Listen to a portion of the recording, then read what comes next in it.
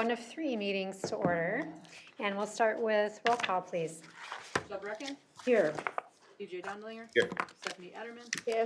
Randy Heidman. Here. Sarah Spear. Here. John Ward. Here. All present. Thank you. All right, let's do the Pledge of Allegiance, please. I pledge allegiance to the flag of the United States of America,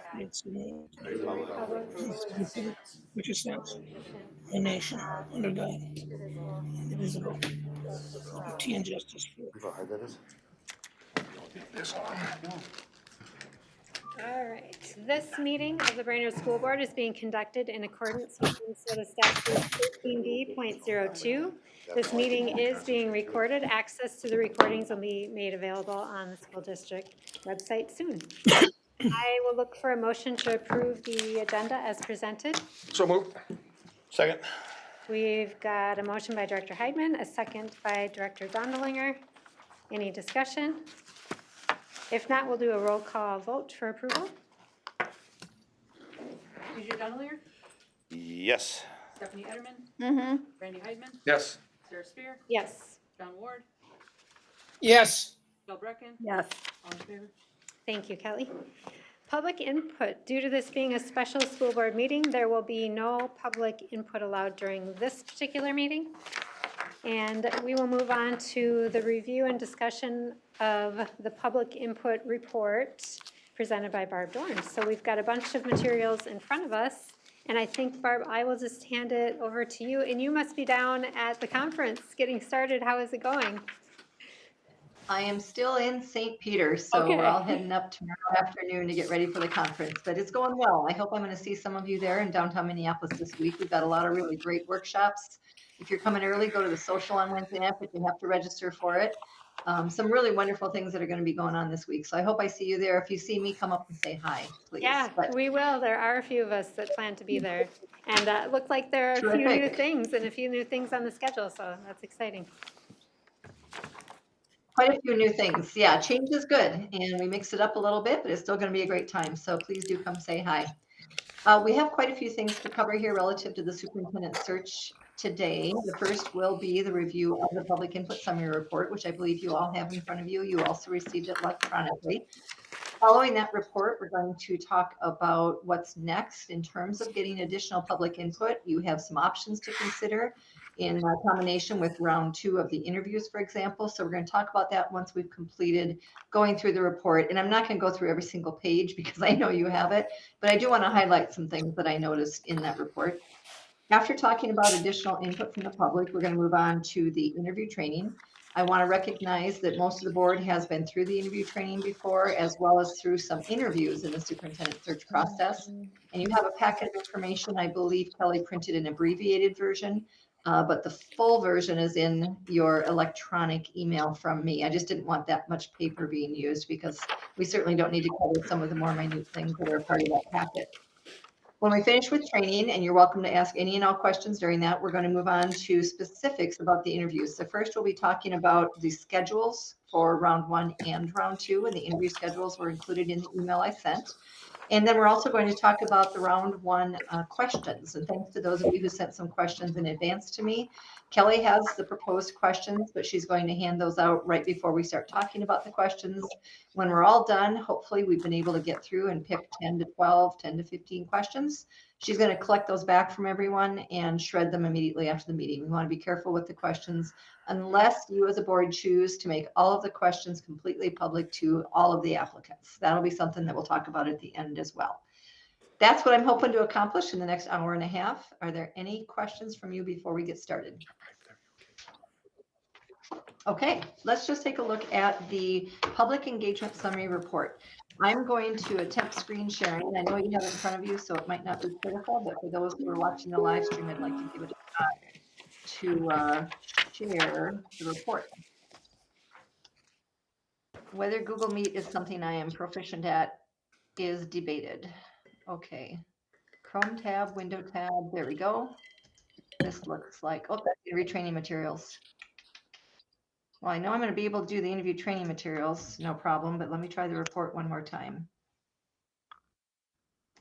Okay, it has to be the first thing lined up in Adobe. This is why it's not going to work yet.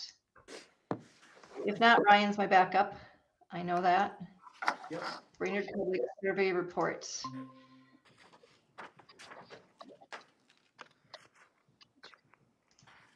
Now, it's pretty small, but can people see this report now?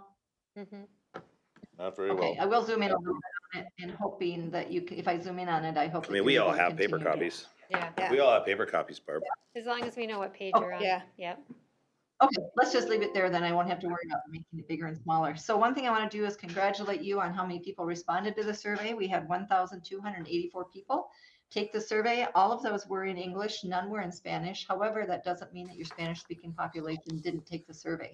Very often we find folks for whom the first language is not English, they will still take a survey in English, either on their own or with assistance of their family or their kid or a neighbor or someone in the district.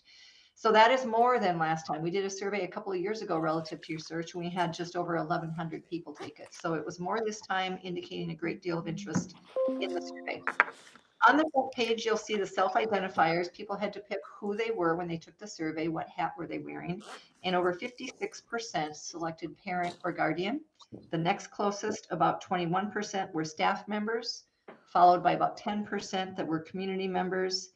We had almost 9% that were students, which is great. That's a strong showing from students. Almost 3% said other, and about 2% said business owner. This is typical. We usually see parents and guardians being the largest respondent category, followed by staff. So this is also very typical. The areas of expertise at the bottom, we're going to talk more about this later as well, but I think these things are reflected in your leadership profile. I was very glad to see, for example, things about budget and finance, collaborative leadership, curriculum, personnel management, and communication. All of those things are in your leadership profile. The additional areas that we might want to think about asking interview questions about that rose to the top, again, this is out of like 17 choices, were strategic planning and public relations. So we could include some questions about those, but nothing in here is divisively different from the school board. So that's really good news. You're on the same page with what people seem to respond in the survey. The second page does talk about previous experience. How important is it that the next superintendent have previous experience? Okay, it's not moving forward for me, so I'm not gonna be able to do that. I'm trying to click next page and it's not moving. Okay, I'll just leave it up and keep talking, but this report will most likely be on the website for folks in the future as well. When you look at previous experience, it's pretty much a dead heat. 51% said yes and 49% said no. That is statistically insignificant, so I'd say it's a coin toss as to how important it is that people have previous experience as a superintendent, but we also broke it out by respondent category, and we'll walk you through that in just a minute. The specialized skills, we have a full page comparing and contrasting that information to the school board because that's the hiring criteria survey that you took. Out of about 24 choices, these were the top 6 that rose up to the top for people who took the survey. We'll look at this again in a little more detail in a moment, as well as personal characteristics. And then you can see percentage-wise, this time you see numbers of who took, and you see that we had 720 parents or guardians take it, 265 staff members, and etc. So down below at the bottom of page 2, previous experience required. Overall, it was that even split, 51 to 49%. But when you look at how it divided out by respondent category, what's interesting, parents and guardians were nearly split identical, 47 to 52, 53, something like that. But look at the staff members. 75% of your staff, almost 75%, would prefer someone who's been a superintendent before. Again, this is just, is that experience important or not? 75% nearly of staff members said yes. And on the flip side, your students, the majority, 65% said no. So that was interesting to see that. Business owners also said no, 62%. But when you average that out, it aligns very much with what the board originally said, which is leaning toward yes, but does not have to have the experience. So any question on previous experience? Okay. Third page is top 6 areas of expertise. I do see quite a bit of alignment here, which is great. When you talk about budget and finance, all 6 respondent groups had that in their top 6. So if that makes sense, 6 out of 6 did choose budget and finance as being important. 5 out of 6 chose collaborative leadership. 4 out of 6 did choose curriculum development. it's interesting that those who chose curriculum development in their top 6 were, let's see, parents and guardians, community members, students, and business owners. Staff did not have curriculum development in their top 6. Now, that doesn't mean that it wasn't near the top 7, 8, or 9, but it was not in the top 6. And I kind of wonder when you look at parents and guardians, then curriculum development was important, and your students had it as the number 1 for them. If there is a difference in interpretation of what curriculum development and evaluation looks like between students and parents, because they both had it very high up, which is very interesting. Strategic planning was in 5 of the 6 groups. Now, student testing results in achievement only appeared in 2 top 6, and that was parents and guardians and business owners. Doesn't mean that it's unimportant. It did, however, only rise to the top in those 2 groups. And personnel management was in 5 groups as well. So there is a lot of consistency across here for the most part, other than that one on student achievement and testing being more important to parents and business owners. But look at the student column. You had 112 students take this survey. They chose 4 things that didn't appear in anyone else's. So other than curriculum and budget and finance, which your students prioritized 1 and 2, they also feel it's important to focus on social and emotional support services, on educational equity, on public relations, and on fundraising and grant writing. So I think your students are looking a little bit outside of the box in terms of concern around finance, which is getting tighter and tighter for all school districts. So those were the areas of expertise. The 6 personal characteristics for everybody also showed a great deal of alignment. Effective communicator, all 6. Problem solver, all 6. Transparent, all 6. Ethical, all 6. Now, resourceful, there's a blank for staff member. Their 5th one was also resourceful. Only 2. So parents and guardians and staff members both want someone who is resourceful as well.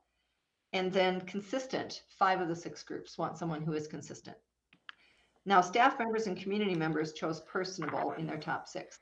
I think looking for someone who's a good communicator, both inside and outside the school walls, will also be important. The next page, page 4, is where I talk about comparing and contrasting it directly with the school board responses. So this is where your leadership profile is at the top of the page. This is a very colorful page you have in this report. And you can see, for example, the number 1 thing in your leadership profile is reflected in the hiring criteria survey that the board took, and it also rose to the top for public input, everything in green. What I like when I see this is that there's a lot of colors that overlap. So I do think the board reflects the community's interests for the most part, because you do have so much green, yellow, the navy blue, the light blue. Those are overlap. And this was from a list, remember, that had 24 choices. So to have similarities in your top 7 that are that close is a very, very good thing.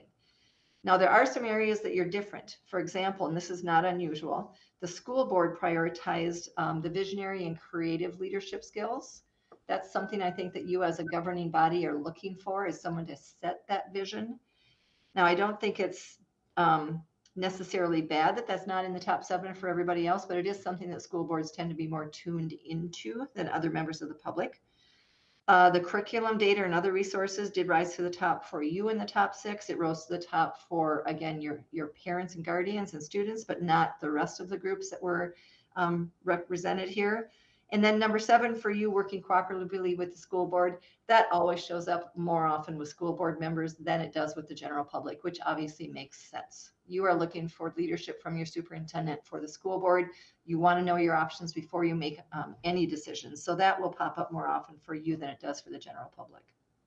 And again, at the bottom, you can see previous superintendent experience. The board had indicated 67% yes, 33% no. There are 6 of you, so it's not as large a sample as the 1,200 people that filled out the survey, but those folks generally were split 51-49. So this is a good thing when I look at this page, that I do believe that you are in touch with your constituents, and there are some things that are in the leadership profile that didn't bubble up for members of the public or the staff. I do think when I read them, though, they also align with what the priorities are, because many of these things are they cross over. Things like communication, ties to collaboration, ties to public relations, ties to working with different constituent groups. So there is some similarities between many of the things that are in those top 24 choices. Are there any questions on page 4? Okay. Page 5 just talks about those top 6 out of 24. And here again, we're looking at a lot of alignment. The first one, honesty and ethics, that was criteria for all 6 groups and for the school board. So that's wonderful. School finance, all 6. Communication skills, it was in 4 of the 6 groups. Being visible and accessible was in 4 of the 6 groups. Developing, directing an effective leadership team was in 4. However, for instance, leadership team was in the top for parents, guardians, community members, and staff members. Yep. I like seeing staff members and parents and guardian on the same wavelength about that. So everyone's looking to develop and direct an effective leadership team. And the other 2, let's see here. I thought there was some similarities here. I put 4 to 6 because leadership team. Okay, delegates authority while maintaining accountability is in the other 2. Students and business owners did say delegating authority while maintaining accountability. That's a very close shoulder partner to developing and directing an effective leadership team, because that is about delegating and holding people accountable. So I would say there are potentially 6 groups that feel that way about the leadership at the district level and within the buildings. Now, interestingly enough, the last one on parents and guardians that made it into their top 6 is implementing practices to support student safety and mental health. That was in 2 groups when we sliced and diced it by respondent category. The other group that had that in their top 6 are the students. So to see parents and guardians and students aligned in terms of safety and mental health is also a very powerful thing. So any question on this page either? And I know you've already looked at this and we'll spend some more time on it later, but for now I don't want to dwell too long on these. Okay, that's it for the quantitative information that we kind of number crunch. The rest of this report are themes and patterns, but there's a lot here with a lot of representative quotes, and I'm not going to go through all of the quotes by any means, but I'm going to highlight the trends, and those are the things that are in bold, larger letters in response to 4 questions. The first question asking about what are some of the good things taking place there. The number one that came up with 280 responses, and we had almost 500 people out of 1,200 take the time to answer the open-ended questions. So that's also very good. That's almost half of respondents did take time to answer open-ended questions. So thank you to those folks who did that. The number one thing with 280 responses was you have a deeply committed, caring, and highly qualified staff. They consistently show up for students and they work collaboratively across roles, classrooms, educators, and support staff all demonstrate strong dedication, professionalism, and a genuine desire to help students succeed. So that was the most common good thing taking place in Brainerd Public Schools. Lots of great comments there supporting that theme. On page 8 is the second theme that emerged there, which is that you have a wide variety of academic, elective, and extracurricular opportunities that allow students with diverse interests to engage, learn, and succeed. From arts and athletics to career-focused and alternative pathways, there are options to capture every student's interest. That was noted by 195 people. The next great thing going on in your school district is that you have strong academic programming with multiple pathways that support student success, graduation, and readiness for both college and careers. Students there benefit from a balance of rigorous coursework, hands-on learning, and targeted supports that help meet learners where they are and build skills for life after high school. Now keep in mind, there's about 180 people that referenced that. That's about 180 out of 1,200, but it is 180 out of the 495 that answered open-ended questions. So it's not as if 1,200 people feel these ways. However, this is a majority as far as the folks that answered that question. So that was the third pattern. And then I think we're drawn to the last one here on page 12. The great things happening in Brainerd. You have a positive, welcoming school culture where students feel safe, supported, and connected to their peers and teachers. There are strong relationships, a sense of community pride, and attention paid to students' social and emotional well-being to help create an environment where the majority of students feel included and motivated to learn. 77 people did mention that in an open-ended response. So those are the good things happening, and I don't think the board is surprised by any of those. Moving on to the challenges. We're going to have a few more of these. Next 5 years, a lot of people, 352, had answers relating to finance. Number one challenge identified in the survey is that the district faces significant financial challenges related to budget shortfalls, rising costs, debt obligations, and uncertainty around securing adequate funding. Ongoing budget constraints are creating pressure to make difficult decisions that may affect staffing, programs, class sizes, and the district's ability to maintain educational quality. That is top of mind for people that took the survey. The second challenge is on page 15. This theme was identified by 227 people. It's that you're experiencing declining and fluctuating enrollment, which contributes to larger class sizes, funding pressures, and complex planning decisions around staffing and facilities. Retaining students amid alternative education options also remains a central concern to maintain stability and program quality. That was the second highest concern. You can see a lot of quotes below there as well. And page 17 has the third theme of a challenge. The district in Brainerd is experiencing staffing challenges related to recruiting and retaining qualified teachers and support staff amid workload demands, compensation concerns, and declining morale. That's on page 17. We have another concern on page 18. That is increasing concern related to student behavior, safety, and mental health needs. The growing intensity of social emotional challenges is affecting learning environments and staff capacity to effectively support all students. 138 people committed to that one. And I think we have one more challenge, and that's on page 20. So we do tend to see more themes emerging around challenges and around things that are great, because there's a lot of concerns that are top of mind right now. So on page 20, the last challenge, at least that emerged as a pattern, is that there are some concerns about academic performance, including declining test scores, curriculum alignment, and the effectiveness of instructional approaches. There's a strong desire for consistent, science-based curriculum, higher academic standards, and better supports to ensure all students are learning and achieving at high levels. 91 people pointed to that. Then there is a question, the third question in open-ended was, what does the next superintendent need to know about the history of the district and community in order to succeed? The number one theme here is that survey respondents expect a superintendent who is visible, approachable, and grounded, with a strong commitment to transparency and relationship building. They feel success will depend on understanding the community's diverse values, communicating clearly, and leading with integrity while keeping students and learning at the center of their decisions. That was the number one thing that emerged, with, again, about 1.5 pages to 2 pages of comments of what that means. Then there was another one closely behind that says the superintendent should know that Brainerd's a close-knit, largely rural and conservative area with deep local pride, strong traditions, and wide socioeconomic differences. It is also a divided community with varied perspectives and high expectations that leaders respect local values while ensuring all students and families are supported and included. Again, I don't think that comes as a surprise to anyone on the school board. And then this might be the last. Oh, we have 2 more things, 3 more things that they need to know. Oh, there's quite a few. 4 more things. Wow. Okay. People also feel that they need to understand the community has a strong history of academic excellence and pride on its schools. I'm on page 25 now. With an expectation that education remains focused on high standards, core knowledge, and life skills.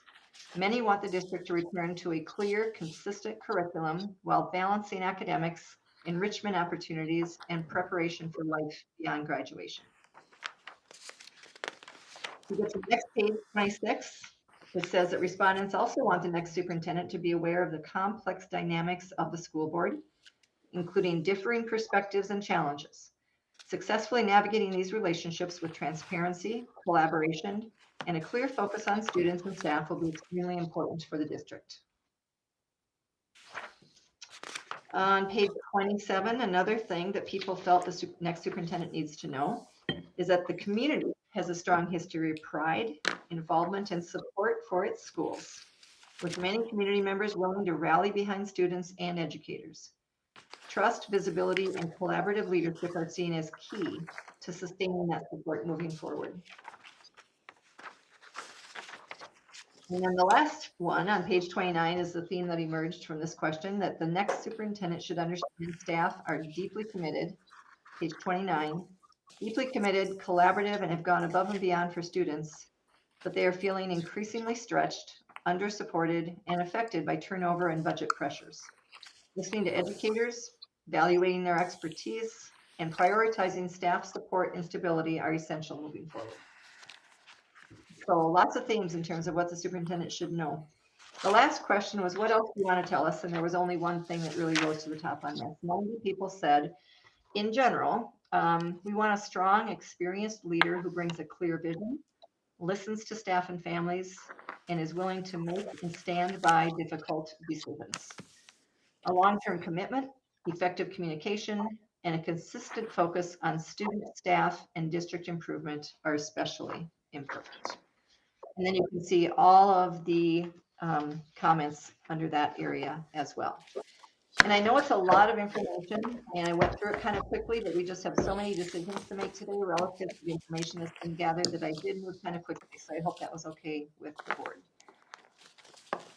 Let's see, how do I stop sharing? Am I still sharing? No, stop sharing. Okay. First question I'm going to ask the board. Thanks again for letting me go through that kind of quickly. Do you hear the voices of your constituents in that report? Because you are 6 elected people who work for the people who put you in those chairs. Does anyone not hear the voices of the people that you visit with or that contact you regularly about school board business?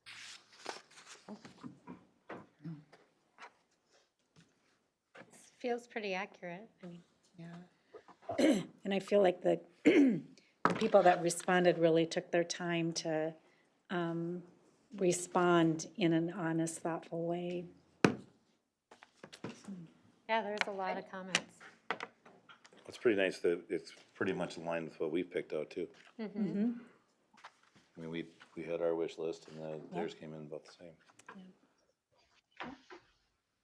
Okay, good. So no one was surprised by anything in here or caught off guard. That's always a good sign. When we see alignment, it does make the search go much more smoothly than if you were completely out of step with the people that put you in office. So that's good. So, all right. So yes, you heard the voices of your constituent. So then my question is it okay to put this report online? I always suggested, I think candidates really like to hear from stakeholders in the district. So just to confirm, can we put this on the superintendent search landing page in Brainerd? Fine with me. Yeah, I think that'd be great.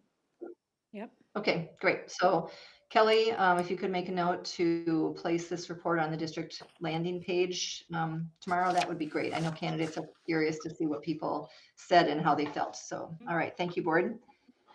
Then the question is, if you turn to the next document, public input during the interview process. That's what it says at the top, public input during the interview process. We always want to wait for you to make decisions about how the search is going to unfold until you've seen this report, because we think making an informed decision is always better than not making one. So you have a lot of information you've looked through before today. We just covered it again in about 20 minutes. But the next step is for you to discuss and decide what round 2 interviews might look like, because there is interest in people participating in round 2. There was interest 2 years ago. So you have 3 primary options. The first option is to rely on the stakeholder summary report as the voice of stakeholders. And I would advise that you keep that next to you during the interviews, and we refer back to it regularly during deliberations of who to bring in for interviews in the first place, who to move on to round 2, and ultimately who to hire. So that's one option. Second option is to create interview committees where certain stakeholder groups across the community would hold interviews with the candidates outside of the school board interview. And then we'd have to have some mechanism for them to report back to the school board with their opinion of how those interviews went. The third option is to include representative groups across the district in watching your interviews and providing feedback, because of course your interviews are open to the public. Anyone can come and watch these interviews. But option 3 includes designated people that will give feedback to you on strengths and weaknesses of the finalists that you are interviewing. And we have a form and they just type in strengths and weaknesses after each interview, and then we collate that and provide it to the board before you deliberate. Those are the three options, at least at this point. There's some other things you can do during round two, but these are the three based on the input from the stakeholder report you could consider. Last time, a couple of years ago, you went with option one and relied on the survey report as voice of stakeholders. We got a lot of questions during the Q&A session, and I hope you've had a chance to watch that, about how will people be involved moving forward. And so you may want to consider having some groups either interview or provide feedback to you on your interviews. The reason we wait for round two, because I got asked that as well, is it's asking a lot of members of the public or staff to participate in round one, because you might have 5, 6, or 7 people. It can be anywhere from 6 to 10 hours of work with a big group of people. So we usually say, let's wait for the board to winnow it down to 2 or 3 finalists, and then invite public input if that's something you'd like to do. So we're doing it in round two. I've never had a group at this point do it in round one, but that's something the board could choose if you want to. It's your search. We will do district tours during round two, and I work with Kelly on that. There were tours last time. I think we could model the tours similarly on that. You could not use 2 or 3, but you could have meet and greets in the buildings with staff, informal meet and greets. You could have sort of a coffee and conversation where people just mill around and get to know the candidates at some point during round 2 day. You could do a Q&A with people informally asking questions of your candidates. I would want to make sure, though, someone from MSBA is in the room to make sure people are not asking questions that are illegal or questions that might scare off your candidates. We don't want people going rogue during a Q&A and asking things that put the poor light with candidates. So lots of options, and I'm going to stop talking and turn it back over to the chair to facilitate what the board might want to do moving forward. We'll support you in whatever you choose. What are thoughts on level of input we'd like to see? I feel like we got a lot of good answers on the survey we put out there. I think number one, because we've got a lot of the input, and the input lines with us as a board, the top ones. It's what we did last time. Yeah. That is what we did last I time. don't think we really messed up. So No, I think number one is fine with me. Especially if we're only gonna get down to the 2 candidates. It's like, well, then I don't think it's gonna matter too much at the last minute like that. I think you're gonna have kinda, that's how that works. That's how your brain works. You're kind of gonna be like, Randy? I don't have a problem with option one. What's intriguing to me, though, is in the second round of interviews, where we would have a small interview committee. If we don't do it, I'm not gonna die on that hill. I'd rather, if you're But, gonna do something, I'd rather do Barb's deal where they just Have a meet and strengths greet. and whatever. Or the meet and greet would be fine. For the Meet and input. greet might be the best thing. Yeah. What I have more of a question on, and maybe this went over the top of my head, but we're gonna post this search online, The survey? The survey, the survey, yeah, the results. before we do interviews? Are you thinking that it's the roadmap of how to get the job? It's a question that popped into my head. I mean, holy smoly, there's a lot of information there. well, I think if our candidates take the time to really review this, that's just showing their investment in the job that they're applying for. Okay. Because it's available to everybody, it's not just going to be available Okay. to some. Okay, I mean, I just kind of went brain dead and thinking, Did we do it last time, Barb? Put it online? Yeah. I would Yes. guess we I, did, in yeah. 6.5 years, I've never had a board not put it online. We talk about wanting to be transparent. You also want a candidate We that wanna comes be in with their first eyes too. We wide. like to be first, If you're not first, you're last. No, Yes, you did put it online last time. It's very Okay. helpful for candidates to read through it, and then they come in, we always say, we're gonna have interview questions that are based upon leadership profile and the stakeholder report, so everyone's included in that, so it wouldn't be a surprise to anyone. And I think they especially wanna know what your challenges are, so someone doesn't come in thinking something is really wonderful. You've figured out the funding formula and you don't want someone coming in with unrealistic expectations. So the report's really helpful for that purpose, I think. okay, I'm cool. I just, Yeah. it kind of just went brain dead and thinking, oh, jeepers. Yeah, I understand what you're saying. It's like, I could just write your application. No, okay, cool. And we did it last time, so yeah, okay. Pick your fine. top 6 and be like, oh, I'm really good at this and that. So, John, did you have any feedback on preference for the public input in the interview process? I didn't want to miss your comment if you had one. Thank you. I just unmuted my mic to weigh in. I like Randy's idea. I like Randy's idea of, having a small committee. The problem is who picks a committee and, that kind of situation. But I think, one of the things that I learned from last time was that having other, I'll say neutral people's insight, ears and eyes is valuable. And I like Randy's idea about having a smaller committee, an ad hoc committee, to weigh in with their feelings. John, are you thinking that would be for the final 2 or so candidates, or are you thinking for all of the candidates?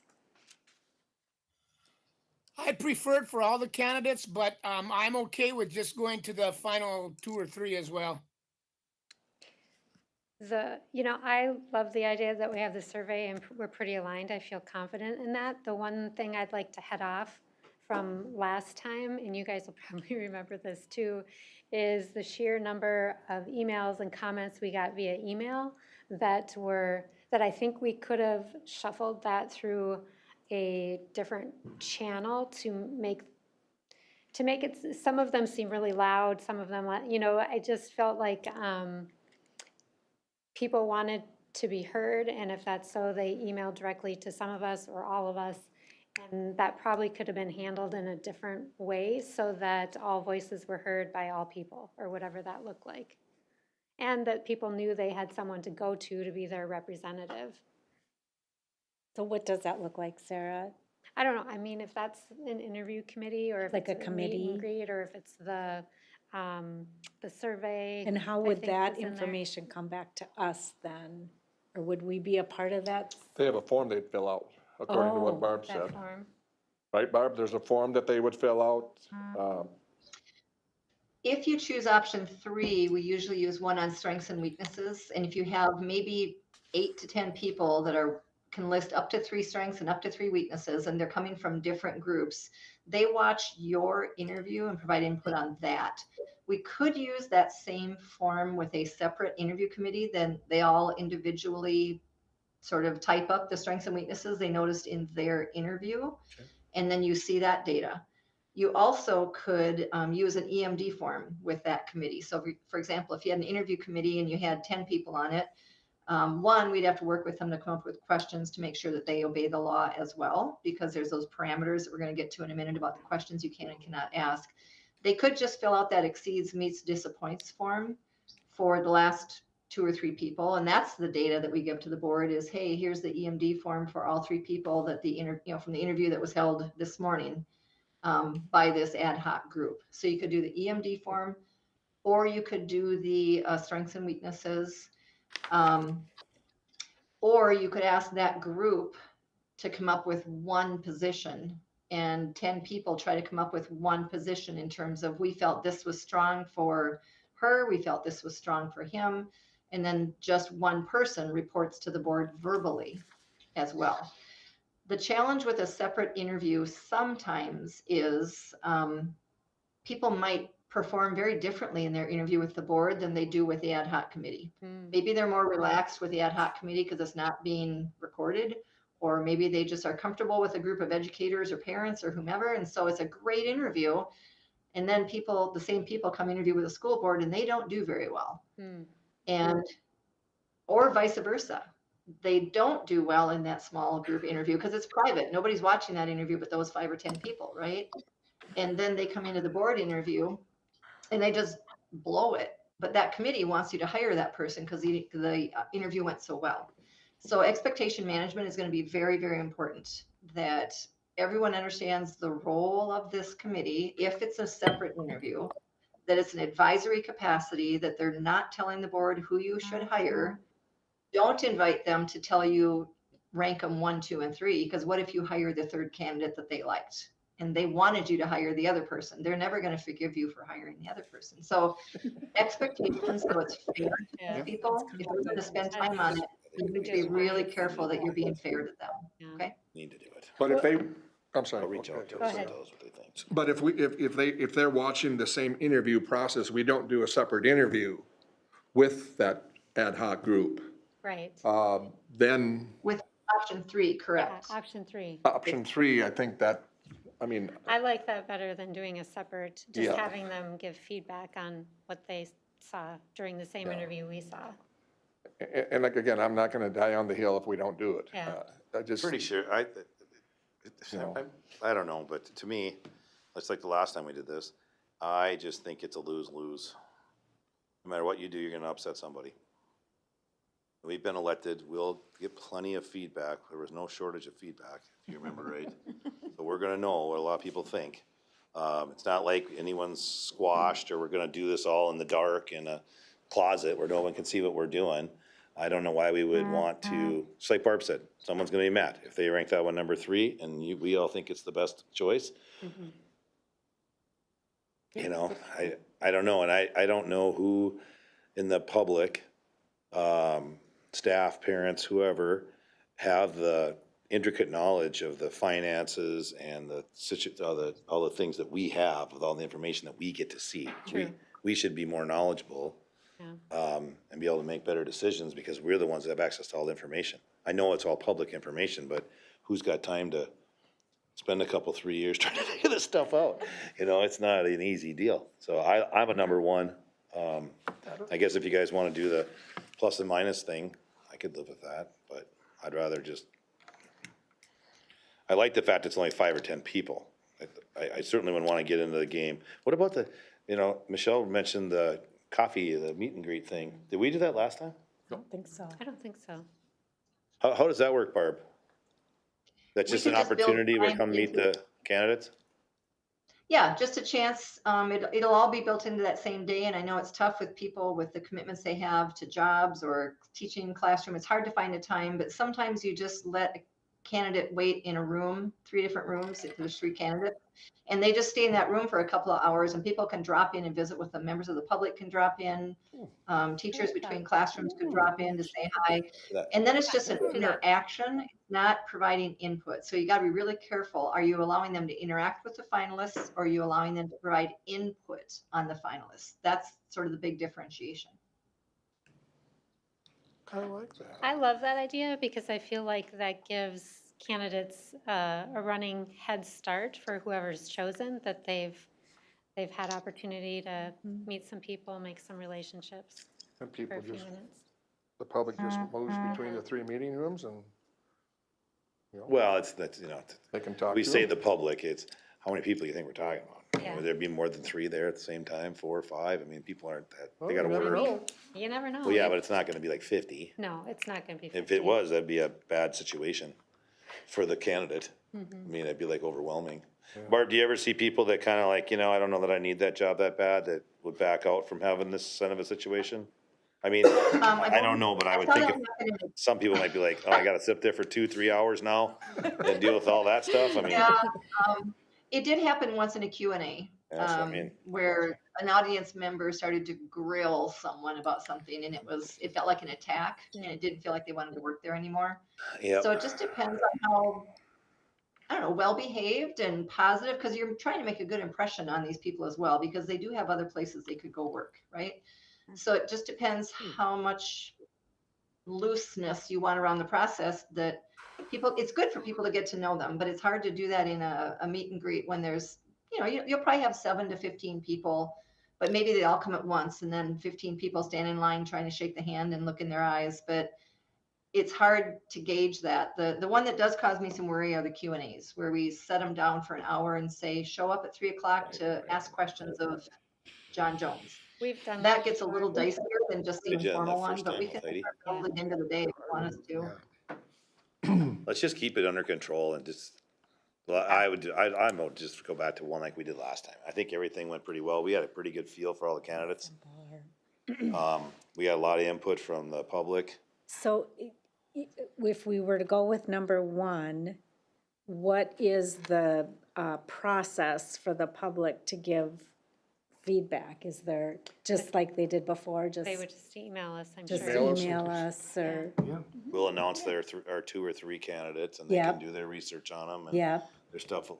and just encourage them to reach out to us if they have strong opinions? Would it make sense to create a portal for all those people to send it to one address so we don't get inundated ourselves individually? It goes You're into getting a into portal. open meeting stuff and I don't remember. we can't have a portal that we all go to. Yeah. We I can't mean, do we'll that. just manage That's a through meeting. it. Yeah. Just a question. Well, Yeah. I did have a board one time request an online form that anybody, after watching, I don't know, round one or reading their bios or doing social media sweeps, anyone could provide input into a form that MSBA had set up. It was a great idea. So ideas versus implementation. It was a great idea. What happened though is there became a campaign against a candidate. And so there was probably 600 comments in this particular form. Yeah. I'd say 70 to 80 were legitimate. The rest was a concerted campaign against somebody to sway the vote. And so the data was useless. All right. You could tell it was being spammed by people that didn't want that person, and it was consistently the same negative comments. And so it was not useful data. It was just a free for all that didn't work. So we have to be very careful of that as well. I guess. That's good Optional. advice. Mhm. It sounds like we're leaning towards one. Randy, would you be, Option Okay one. with that, just Yeah, I letting mean, people yeah, I email mean, I us? was just trying to. throw John, out, are you know, comfortable with yeah. that? Yeah, okay. Yeah, let's just go with Yes, Yeah, let's do it. the information we've been given and encourage people to reach out. And we probably don't need to make this decision now, but it would be great to have a meet and greet once we've selected that person, to have him or whoever her we come pick. back Yeah, oh, yeah, and heck yeah. do Yeah, like Yeah. a meet yeah, and yeah, greet. yeah. Oh, Yeah. gosh, yeah. I do Barb. love that. Barb, Yeah. can you remind me, how does round one go? Round one, we let all the names out and people come and people can watch it on TV and the whole deal? Or is that just round two? We're going to talk specifically about that when we get to the schedules, but yes, last time you chose not to live stream the interviews, but you did record them. Right, And then whoever you selected to move on to round two, I believe you posted those 2 or 3 interviews, but you didn't post all 5. I can't remember the But it number. is an You open- posted the interviews it's an open before meeting, you so if moved on. people are interested and wanna come watch, they can. Yes, Okay, 100%. If I remember 100%. correctly, Barb, we I think we used, did that. we for used the candidate A, candidates. B, C, and D, and they No, were that's nameless the before first then. round. That's before the Nope, first round. you will, the names will go public the night, and we'll get to the Yeah, timeline is actually, I think, confusing. review training Okay, materials. I'll They'll go wait till- public the night that you pick who to interview in round 1. yeah, Yep. that's before we go to round. Okay, so I'm hearing yes to district tours though, and I can work with Kelly to set up the district tours. We have a history of the hosts or ambassadors that took them around the district and all that kind of thing. That'll give an opportunity for them to see your buildings and meet the administrators in those buildings as well. We could make those tours a little bit longer so they have more time to visit with folks as they walk through your buildings. That's very helpful, I think, for some administrators to get to meet and walk around and talk about the programming in the buildings. So the district tours, can we model it on last time, but make it perhaps even a little bit more robust than we did the first time? Is that okay? Sure. And you, Okay. and Barb, you We are said, not looking though. Barb, really Oh, go quick, ahead. you said that was for the round 2 candidates, right? The district tours, okay? Correct, yeah. just, Okay. yep. But we're not doing meet and greets or Q&A with staff or public or anything like that during round 2. It'll be the building tours and the board interview, and anyone and everyone can come watch you do your interview, right?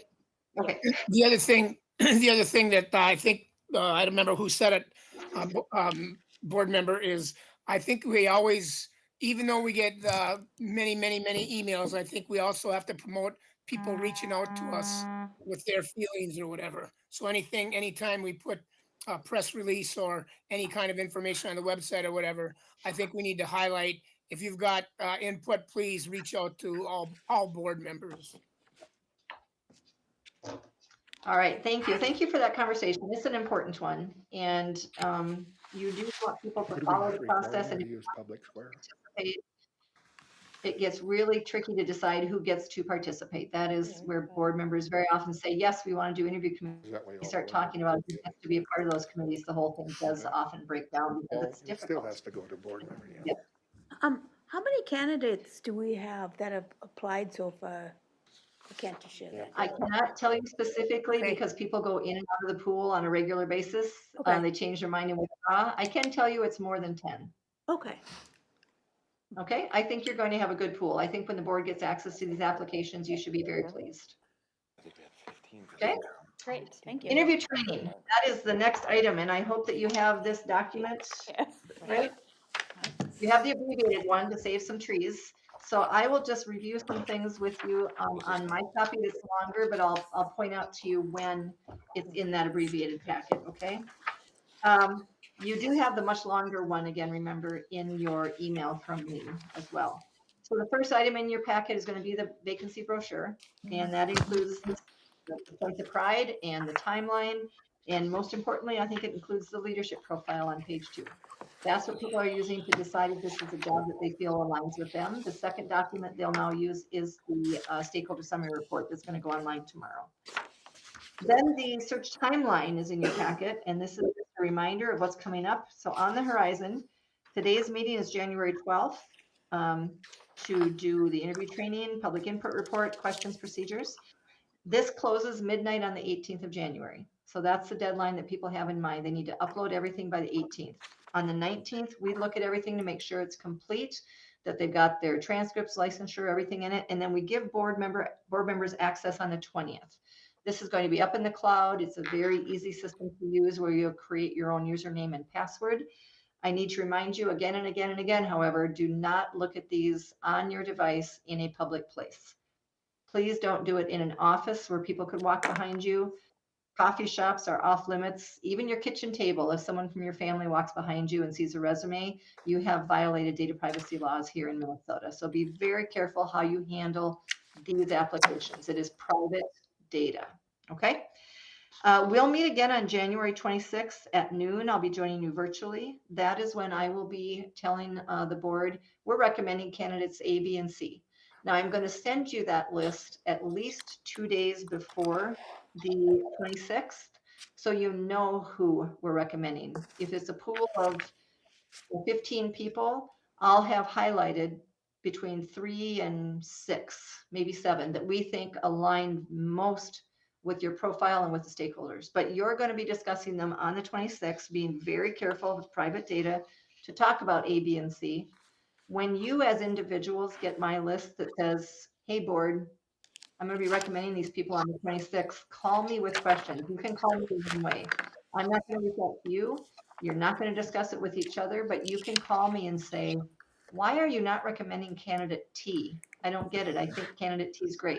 I'll tell you why not. Or if you don't agree with our recommendation of candidate D, I'll explain why we are recommending candidate D. So you can do that one-on-one with me. Other than that, though, you won't have any opportunity to talk about these until the 26th at the board table. That's the night that those names go public. At the conclusion of that meeting, whoever you've decided to interview, whether they align with our slate or not, the names go public.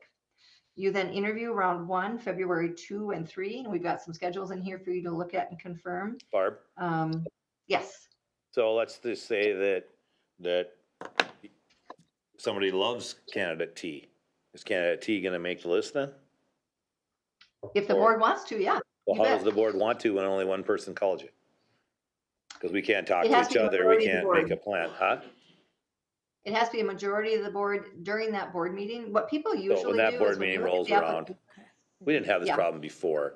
I'm not trying to make a problem on something that's not a problem. I'm just saying Yeah. that, you know, if you saw somebody you really think is gonna be something else. Yeah, well, ask me and I'll tell you why we think they're not going to be someone else or something else, you know, because Okay. there might be a very good reason we're not recommending that you have not had an opportunity to look at yet. Right. We learn a lot about these people through our vetting process. We do pre-interviews with the ones we think are strongest. We do social media sweeps. We talk to references. We're going to recommend who we think are the best of the best, but you don't have to take our recommendation. So ask me why not. And if there's someone that one or two or three of you around the table, what I would suggest is that day the chair would say, all right, MSBA is recommending these 6 people. How many of you agree with MSBA's slate? And you might kind of hem and haw and say, yeah, I do, but I also really thought candidate D was strong. So then the chair could say, well, who else liked candidate D? And if you end up with more than, well, if you end up with 4, you certainly can put that person through to interview, but it needs to be a majority of the board selecting who gets interviewed. Does that answer your question, DJ? Yep. Okay.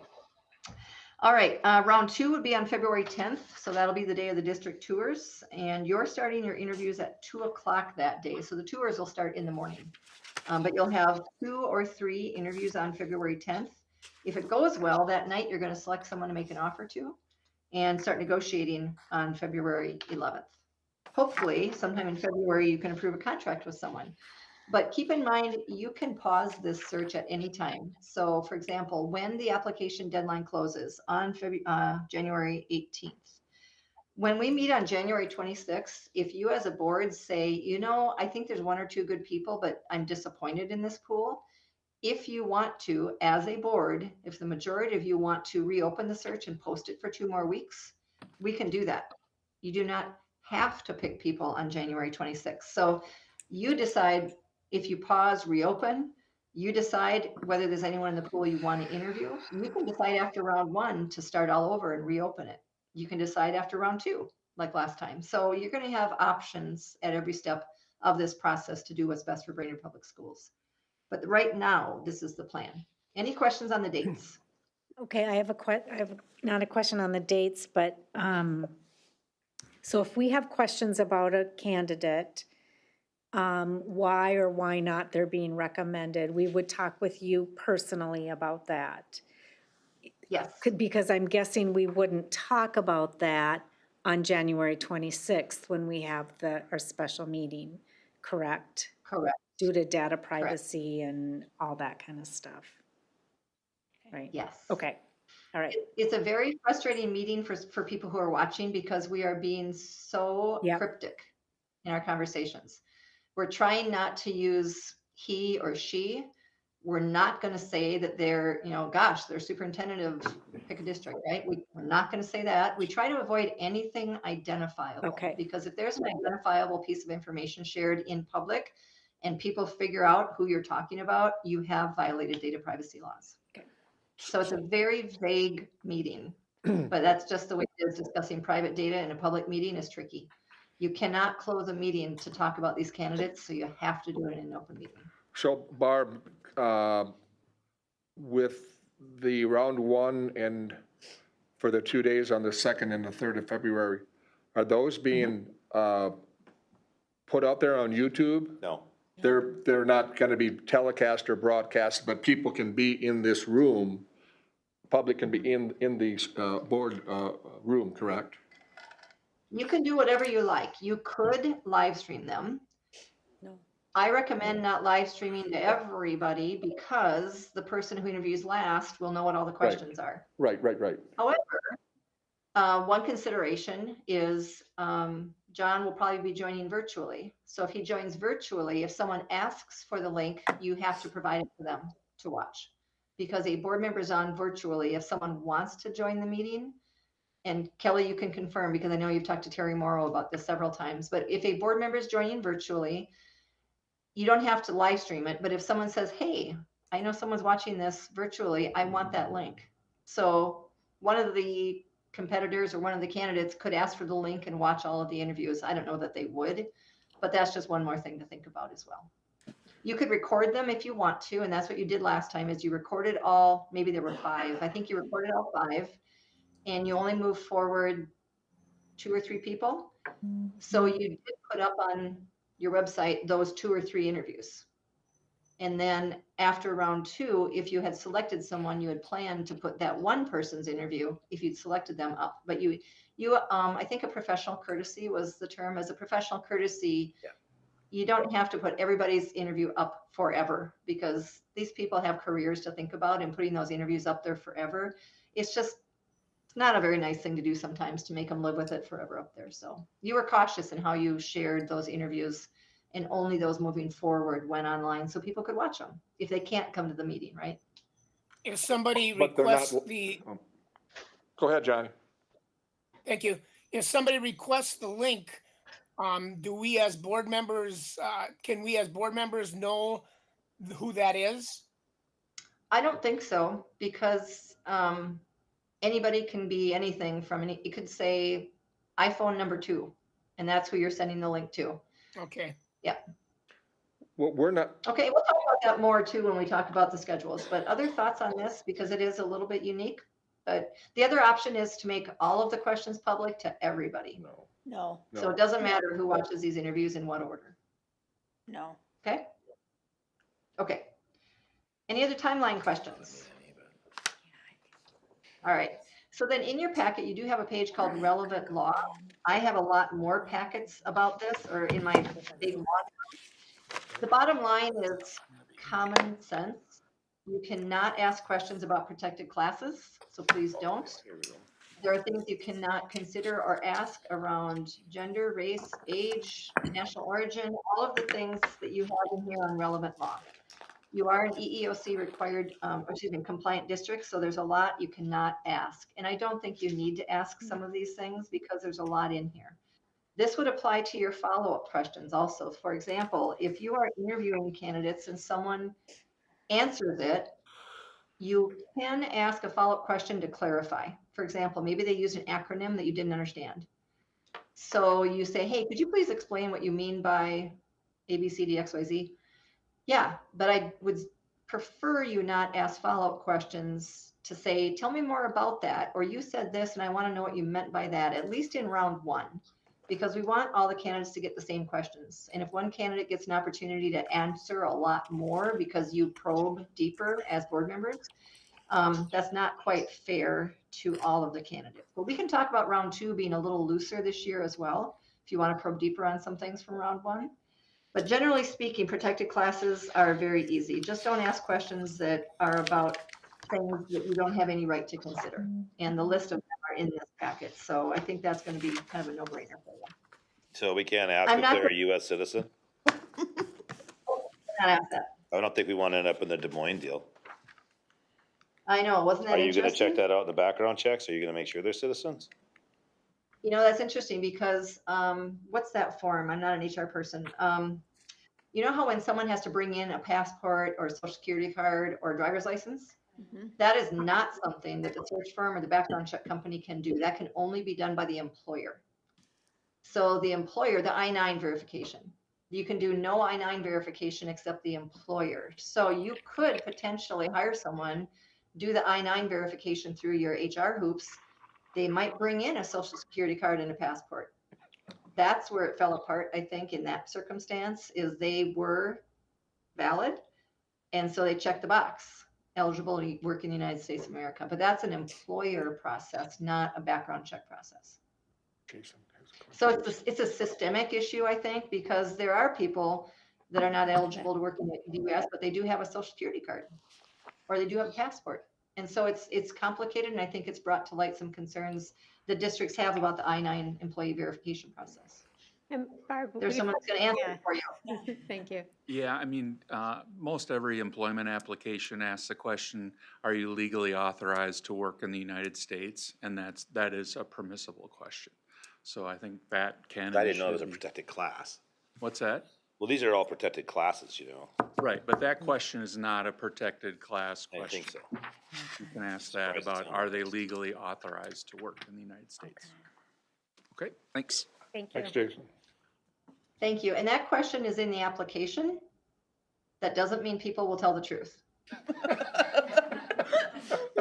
Oh, They just check a box and say yes, you know? And if Without there's a anything. question that says, have you ever been asked to resign from a job? Nope. I don't know how truthful people are in some of these applications, but the questions are asked. So the policies are not in the abbreviated packet because they're just the policies. And we've gone over these several times. Private and personnel data, that only the finalist names go public. And the definition of a finalist is someone who's going to be interviewed by the school board. So your semifinalist names go public because you are interviewing those people. So the policies around open meeting law and public and private data were not printed in your packet because it's not necessary. I think last time I did mention that you cannot consider residency as a criteria because a superintendent is just like a teacher in this regards, in that they do not have to live within the bounds of the districts to be your superintendent. So you cannot ask them, are you going to move here? Are you going to live in the bounds of the district? Because that's, according to statute, not required. Also, you shall let me know if you're related to anybody in the pool, please, because if you are related to someone in the pool within the 4th degree, then it needs to be a unanimous vote of the full board. Not 5 out of 6, not 5 out of 5 at the meeting, but whoever is there, it has to be a full board unanimous if you are related to somebody. And education is a small world. It's happened to me 2 or 3 times in the last 2 years. So just let me know if you are related to someone. All right, just little things like that that are necessary in your big packet. The common interview mistakes on page 28 in your abbreviated packet, these you will not make, and I'm not going to beat a dead horse and talk at length, but you have a leadership profile, so you know what you're looking for. You know you need to make a good impression, so please don't ask inappropriate questions or make people uncomfortable in their interview, because you might have a candidate that changes their mind after the interview that they're no longer interested. Sometimes that happens. Remember, they are interviewing you just like you're interviewing them. Same thing for all of your stakeholders, people during the tours. Hopefully will put on their best behavior hat and be very good representatives of the district. I'm sure they will. Notes, number 8 on that page. All of your notes will need to be turned into your HR representative after the speech.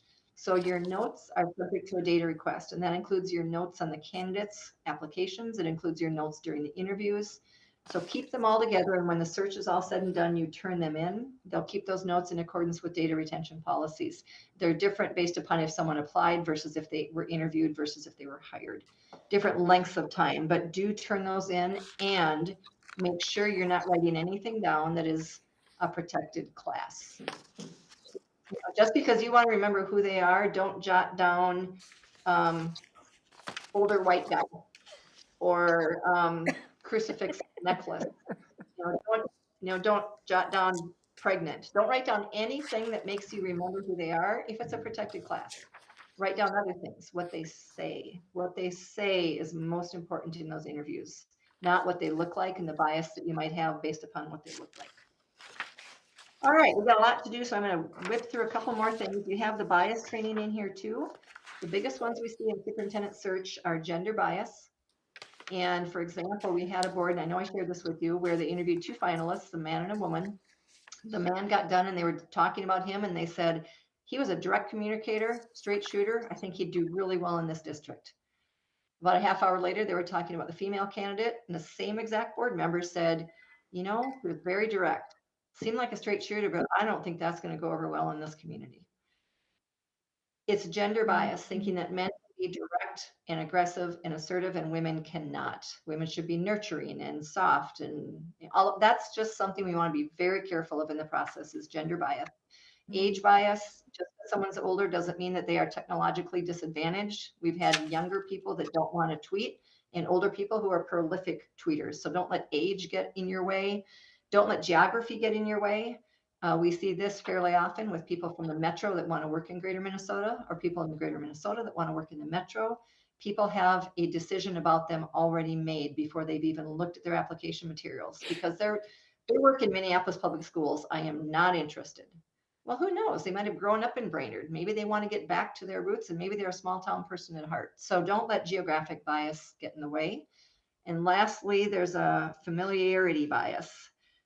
You will know some of these people in your pool because they may be in the district or around the district, in neighboring districts. You'll know who they are. You recognize some names. Don't dismiss them and don't want to decide to hire them just because you're familiar with them. Let them go through the exact same process as everybody else so that that doesn't get in the way. Okay, that's all I need to say about the bias. It's just something to be aware of, that we as individuals make assumptions about people based on what they look like. You're human. That's how we all believe that when we see people a certain way. Deliberation scenarios, you can read through these, but the gist of it is, if you are stuck and you are locked at a 3-3 tie, and sometimes it happens, one good thing to do is go back to the leadership profile and individually rate those last two people on that leadership profile. Go back to that stakeholder report, rate them based on the stakeholder report. You can also call a recess, especially if things start to get heated. I always say I recommend the chair just gavels a 10-minute recess just to go out, take a walk, get a drink of water. Just make sure that you are working together toward what's best for the students in Brainerd Public Schools. Please don't dig in your heels. Be open to everyone else's opinions. You are a governing board of 6. You are also 6 people with very different opinions. And we want you to hopefully come out of this with a 6-0 vote. You don't have to. A majority could hire someone. If 4 or 5 people on the board want to hire someone and 1 or 2 people do not, you can still hire them. And that's up to you. Once in a while, we've seen people who are on the minority side of a decision change their vote in order to have a unanimous vote, because of the message it sends to the community, to the staff, and to the candidate that we are all behind you, even those of us who just argued for a different candidate 10 minutes ago. That's up to you if you want to do that or not. But a majority of people can hire the candidate. It doesn't have to be unanimous. It is simply a good idea because this is a huge hire. Any questions on those kinds of voting requirements or suggestions? The candidate's turn, the only thing it says in here is that, I'll tell you, they're getting better and better at asking stuff, and they did it 2 years ago too. People asked some very pointed questions about the district's school board's vision, about maybe your strategic plan. They may ask questions about finance. They may ask a question to try to find out whether you are a board that gets down in the weeds and are going to micromanage them. So I had one candidate one time ask a brilliant question that was very specific to something that was management related. And all of a sudden, the whole board is talking about how much they know about that particular nuance. That candidate knew that they didn't want to work for that board because they wanted to be the CEO of the district. They wanted to be trusted to run the district. And when every member of the board seemed to understand every single thing about this little minutia that was very management related, they knew they were going to be working with a board that would micromanage them. So they then declined the offer of another interview. So be careful how you ask your questions to be authentic so that you're not misleading people about who they're working for, but do try to be very aware that folks are looking for the right fit. And you hopefully are the right fit for some absolutely outstanding candidates. But when they ask you questions, please speak up. We don't want to have crickets and nobody talking to them about who you are, because you should be really proud of Brainerd and your role on the board. So answer their questions as best you can. Barb, those questions that are asked by the candidate, are they directed to the board, not to individual board members, correct? Usually the full board, but every once in a while, someone will ask an individual board member a question. It's rare. Usually they'll say, well, I don't care who answers this, but what wakes you up at 3 in the morning? What are you most worried about in terms of the future of Brainerd Public Schools? And this is And then the chair would facilitate, wow, great question. Who wants to answer it? And maybe 2 of you answer it, or 2 or 3 of you. Do feel free to build on each other's answers so they can see you working together. And that, Don't let one person answer it and then move on. We It's want to have round some 2, right? activity. is that round 2 interviews? No, they'll ask questions in round 1 and in round 2, Okay. if they have time. If they run out of time, they're not going to have time to ask you questions. But very often they come into round 1 with some pretty good questions as well. And I would assume the protocol there, when the question is asked, it goes to the chair, and then the chair looks for people that want to answer it, or the chair answers it to start with, and then we could add to whatever. Okay, I just Yep. want to kind of get a feel Absolutely for the right. Yep. protocol there, okay. Yep. Okay, thank you. Now, some of you will do reference checks. You're welcome. One of you maybe, or 2 of you might do some reference checks as well. We'll talk about that when it gets closer. But the idea of a board member making a few calls to ask about your finalists is really positive, because it shows you've done your due diligence, and people will tell you things that they haven't told the search firm. For one, we can't call references before round 1, or before when we recommend people to you. We've called references they provided to us. We can't pick up the phone and just call someone about somebody, because what have we done if we do that? we've outed their candidacy before their name is public. So we're a little hamstrung with the people we can talk to about your applicants when their names are private data.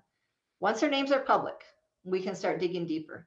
But board members, please don't be making a whole bunch of reference check calls until we're looking at the finalists, maybe 2 or 3 people, and then we'll talk about who's going to make those calls and what questions you're going to ask. And there are people more comfortable sharing with you, honestly, what they think than what they have told the search firm. They're a little more hesitant to share with us their true thoughts.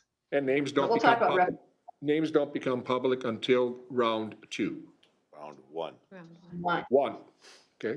January 26th, you'll make a motion to interview candidates B, We C, talk L, about and them D. at that meeting. But Will be when I meant seeing it. public, their names are not, in the first round, their names Yeah, aren't. their names go public. After the. The first meeting. list that we'll narrow down to our round one interviews, like let's say we start out with 12 and we Okay. narrow it down to 5.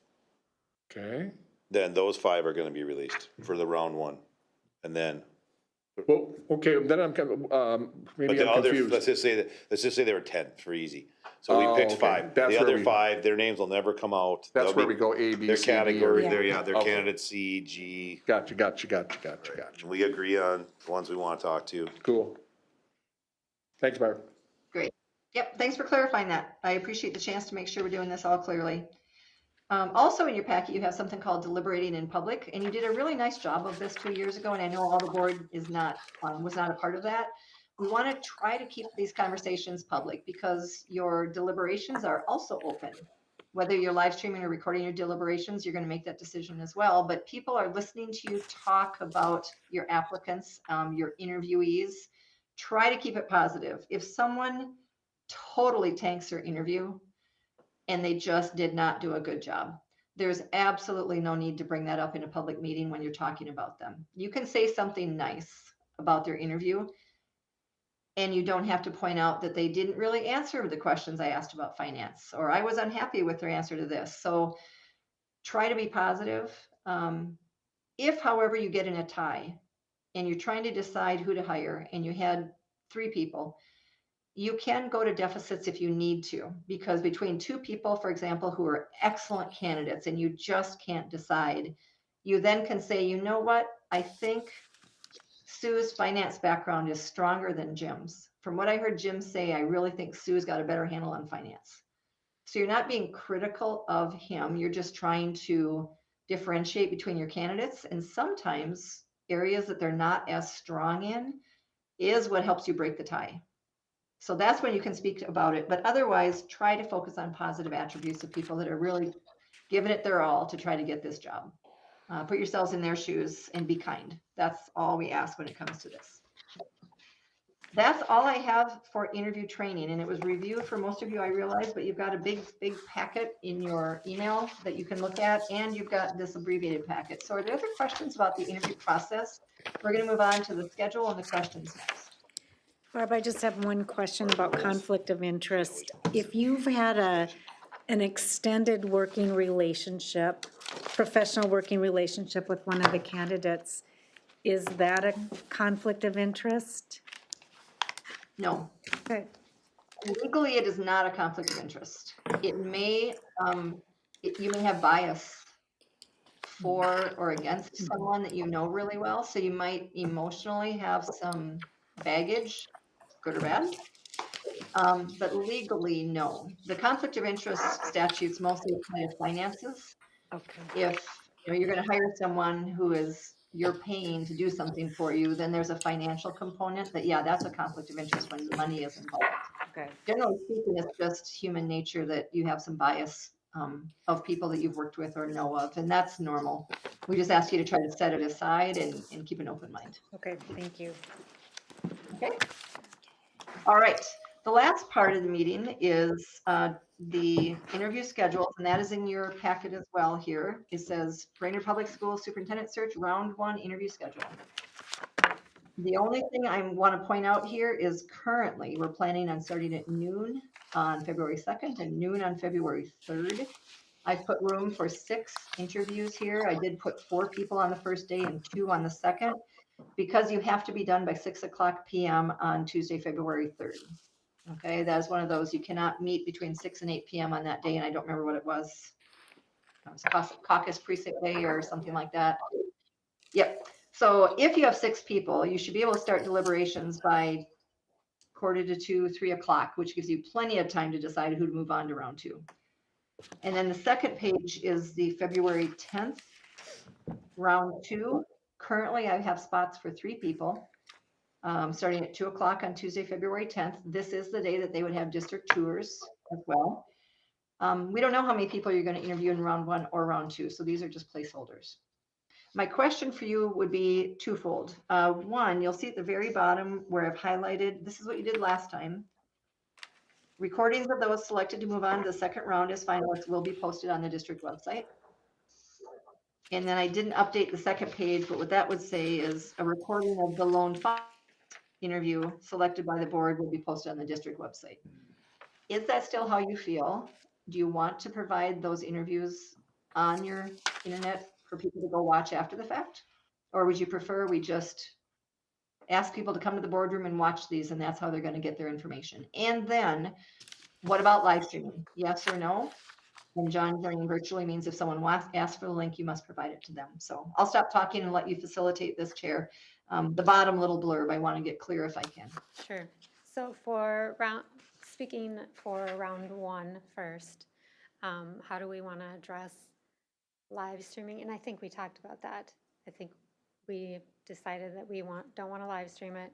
We do want to provide the link for people that want it. That go to round 2. Like, No, provide the, Oh, this is round 1, so yeah. yeah. Whatever finalists come out of round 1, we would provide video for. Didn't we last time, did we post the round 1ers last time that didn't get to round 2? Just the finalists, or no, not at all? I think we only posted the ones that made it to the next round. Yeah, the ones Yes. that made it to round 2. Did we even post anybody that we didn't hire? Were we just gonna post the one we hired? Was that what we did? I think we posted the 2 finalists that we interviewed Mm-hmm. in We have round 3. 2. Then we didn't hire, so then we didn't. And then we didn't hire them, so then we didn't, Post it. then we didn't. So we didn't post. Post that, I no. don't think we did. Their interview, you mean? No, I don't think we did. So then they were never posted, were they? Just the night, they were posted that these are 2 finalists. But So was there a round, so did we post their round 1 then? Mm-mm, Cause we held on to it until we were gonna hire somebody. yep. And that's kind of out of respect for them, I agree. Mhm. I don't have a problem with that. yeah. I think we just posted the finalists. Yeah, I think Yeah. so too. We don't need to post anything else. Right. Is this the round 2s or the round 1s? This is the round 2. We post who is We in post their round 2. they make it the finals, so then we post their round 1. Right, we post their round 1 Oh, I see of what the you're 2 saying. finalists that we pick, Or 3. or 3, or whatever it is. Yeah. Good point, Yeah, I see what you're saying, yeah. yeah. Now, you said something about live streaming and a link. I'm Not te- gonna live stream, Nope. but, John has to have a link, so if somebody else wants a link, they can get it. You know how to do that, right? But we don't, We're not gonna advertise it, we're not gonna advertise it. just John's gotta dial in, the way Mhm. the rules are apparently. Okay, Public has to have So I'm access, kind he of- has access. so it's selectively live streamed. Can I use that Okay, term? what, Probably not. Because anyone can join in. If they want If they want to to. ask for the link to the meeting, to attend it virtually, they can attend virtually. But I think we can also, our position is that if somebody wants to join virtually, but we would prefer that somebody related to the candidates, out of respect for all of the candidates, that they wouldn't. but how can you say that You though? can't. You You can't, can't. so. But you can, that could be our position, is we would request that anybody live streaming is not. Yeah, Kelly? Is, One concern I have, if we do the link version, are you able to mute everybody then? Not with our current version, but maybe we can use Barb's SBA version. Okay. Um, Otherwise, it makes you're live. Yeah, because we don't. I don't know about that. I don't know if well, we can talk, Ryan, because that's a great question, Kelly. And I wanted to make sure that what I was saying about this is accurate, because I know you've talked to Terry Morrow about this specifically. Right, we talked. Yeah, more we do about not want people being able to comment, so we want to mute them both, I think, audio and video. I think we'd want to maybe mute both of those. Right. I don't know if I could do that on my end or not. But you and I could talk with our IT people here at MSBA if that's something that would be helpful. Okay. No, I just want to add that, it's an open meeting, so um, anybody can come and watch the meeting. I mean, they could send a wife or a husband or an aunt or an uncle or, True. I mean, and that happened once, Barb, right? That candidate showed up and listened to all the interviews. So yeah, I mean, I know I'm causing some angst here, but realistically, anybody can show up at any interview meeting and participate or listen. You bet. Okay, yeah. Okay, so to recap, just to keep us moving here, round one will not be live streamed. People can attend virtually if they want to. We will post the 2 or 3, whatever finalists come out of those round one, we will post their interviews online. And then the final interviews, we will Post the one that gets post the hired. one that gets hired. Yep. Yeah. Sound good? Perfect. Okay. Does Okay, that make sense, thank you for Barb? clarifying that. I will change that on the language. Only other question is, would you at some point take those down? For instance, when round 2 comes, would you take down the 3 interviews of the people who are going to be, would you take them down? Yes. And then, Yeah. Yeah, I think okay, so I'll get asked Well, that. we're only gonna put up the ones, Yeah. we're only gonna put up the ones that make round 2. Yep. And then what you're saying is that once we pick our finalists, then go ahead and take the other ones down. Yes. Correct. And then the one person, the successful new leader Just of to the be district, nice. that'll stay posted because people are going to want to see who they're going to be working with. Gotcha. Yes. Yeah, I think that's Yes. okay. Okay, That's fine. okay. Thank you. Any questions on the schedule? Again, it's fluid based upon how many people you choose to interview, but that was helpful. Okay. All right. So the last thing we want to talk about are interview questions. So I'm going to ask Patty to hand out copies of some suggested questions to the board members there in person. John does have it virtually as well. And I'm going to give you the homework and give you some time to do this individually. And I have one caveat in that I do have another meeting at 5:45, but you don't need me to talk about these questions, but I just want to set the table for you as well. So there's a lot of questions here. I think there's a total of like 65 to 70 questions. What I'd like you to do is go through this on the hard copy and just write down yes, no, maybe. Or put check marks by the ones you like, or circle the ones you like, or cross out the ones you don't. So you want to do a gut check with, I like that question, or I do not like that question. So very quickly, just get rid of the ones or cross them out you don't like, because then we're going to go back and say, how many people liked question 1? How many liked question 2? How many liked question 3? That's going to be the first go through. Okay. There's also questions in blue. And I want to thank board members that sent questions. The ones in blue were submitted by school board members. So maybe you'll go through and you'll decide that you only want to ask the questions that are in blue. Some of them are pretty lengthy and some of them would probably count for 6 or 7 questions in and of themselves. Okay. So you might not need 12 or 15 questions because that's where we want to land. You have 1 hour interview with these people and you want to leave a little time at the end for them to ask you questions. So at first blush, the homework is each of you go through. I like yes, no, maybe myself, but individually just circle the ones you like or cross out the ones you don't. That's the easiest way. We're going to check back in like 5 minutes, 6 minutes to see if people have been able to go through these that quickly. And if you haven't, don't feel rushed. I know you have another meeting that was going to start at 5:30, but we aren't quite going to make it. You also could recess this meeting, this special meeting, you could recess. And then I could hop back on. I'll be done with my meeting by 6:30, or I can hop back on tonight at 8, 9, 10 o'clock to do questions. I just apologize, from 5:45 to 6:30, I have to be not with you. We have to Any make this questions before you? decision tonight?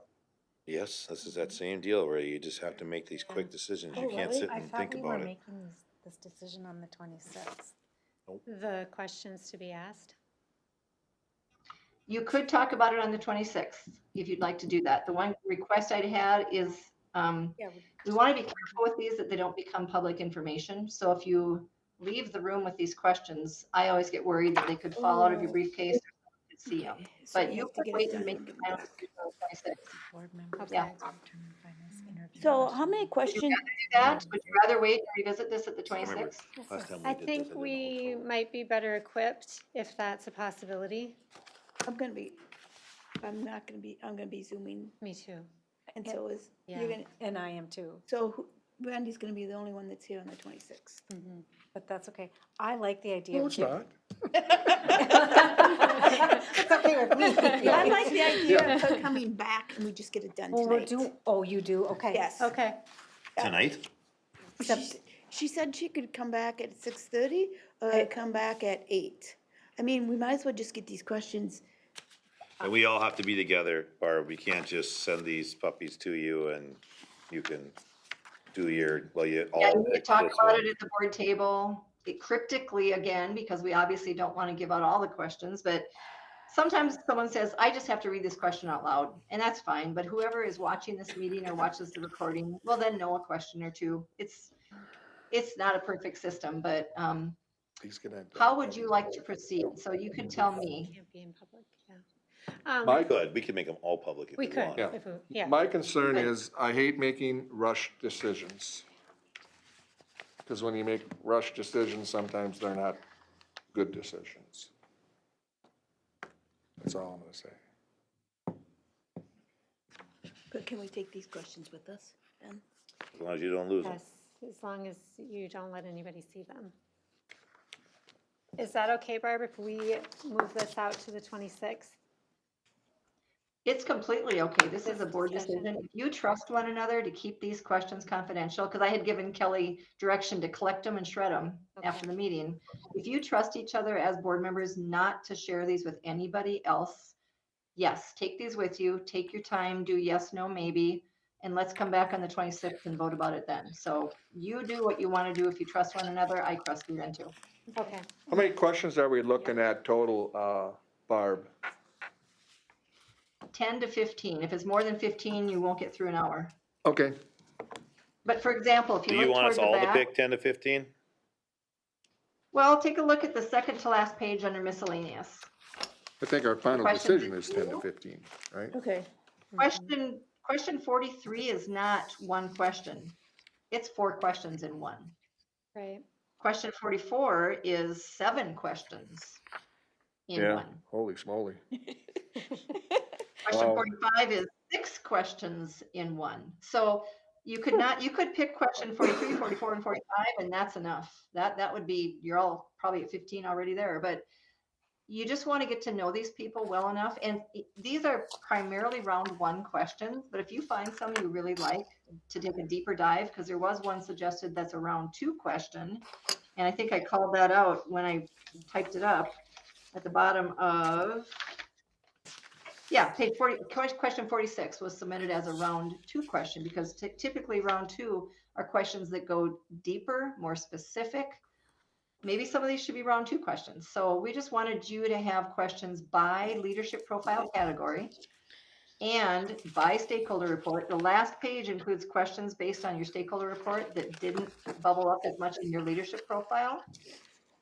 And board member submitted questions. So yes, if you all want to spend the next 2 weeks looking at these individually, please choose the ones you really like. If you can choose 10 to 15, great. Do you want to give every person a task to pick 15, or do you want to just say pick your favorite questions and leave it open-ended? That's up to you. So these 10 to 15 questions for round 1, and we're gonna pick questions for round 2 separately? Correct. After the round 1 interviews, I'll give you another list of questions for round 2 that we have to do that night. Gotcha. Those are going to be deeper, but these are usually just round 1 questions. All right, thanks for the clarification, Barb. Thank you. Yep, you bet. Thanks for asking. So could someone summarize for me what's going to happen now with these questions so that I know So and you all are on the same page? yes, so we're gonna take these back with us and not share them anywhere. And we are gonna read through them and pick our 10 to 15 favorite. And then when we meet on the 26th, we'll have an opportunity to compare and contrast with the group. Does that work? Yep. Okay, wonderful. Well, then I have nothing more for you tonight unless you have other things about the superintendent search that I can answer for you. Well, to Randy's point, these questions can be either round 1 or round 2. I mean, we don't have to go to a separate sheet or whatever. But we're gonna get separate round 2 questions though, John. Yeah. 2. But if there's Yeah, I know something that. in here you like. Yeah, but you're for right, that there's, too. some of them say they're for round 2, Yeah. actually. Yeah. Yeah. Barb, I just have one more thought. As we're reviewing applications or resumes, is there a rubric that's helpful to look at to narrow it down? Or is it just basically kind of our emotional reaction to the candidate's information? That's a great question. We have tried creating rubrics for board members to use, and it was unsuccessful because board members are so different from one another. Okay. It's usually a gut feeling, but what I will say, when you start looking at the applications, don't try to read the entire application. It's really long, okay? What I would do is I'd go through everybody at first, and I would read their cover letter, I'd look at their resume, I'd read their answers to those 3 questions that you asked in the application, and I'd read their letters of recommendation. Okay. For me, those are the big 4. Cover letter, resume, answers to the district-specific questions, and their letters of recommendation. When I do that, I put them in a yes, no, maybe pile. I immediately know there's some that I want to talk to. I immediately know there's some that are just not ready for this job. Then there's a bunch in the middle. The maybes, I go through with much more detail, and then I start looking at transcripts, and then I start looking at their, things that are licensure, whatever. You can look at a lot more on the maybes, but ultimately try to tip them into a yes or a no.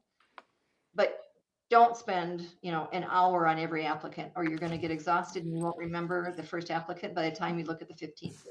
So take a high level overview, and it's going to be your gut. It is going to be your gut at first. We are also comparing it directly to your leadership profile. And that is one rubric people have said is helpful. If they get stuck on whether or not they want to interview someone, they do pull out that leadership profile and go, yes, yes, yes, ooh, no, okay, no. And then they use that as the guiding light. So do use the leadership profile and pull out this report. And remember what mattered to your staff. Remember what mattered to your parents, your students. That also helps you decide how to move people forward or not, because those are the 2 documents we're using more than anything. Barb, what were But those you could 4? choose What were those 4 key things again you mentioned? Cover letter, Resume. resume, Letters of cover letter, recommendation. resume, answers to the questions, and letters of recommendation.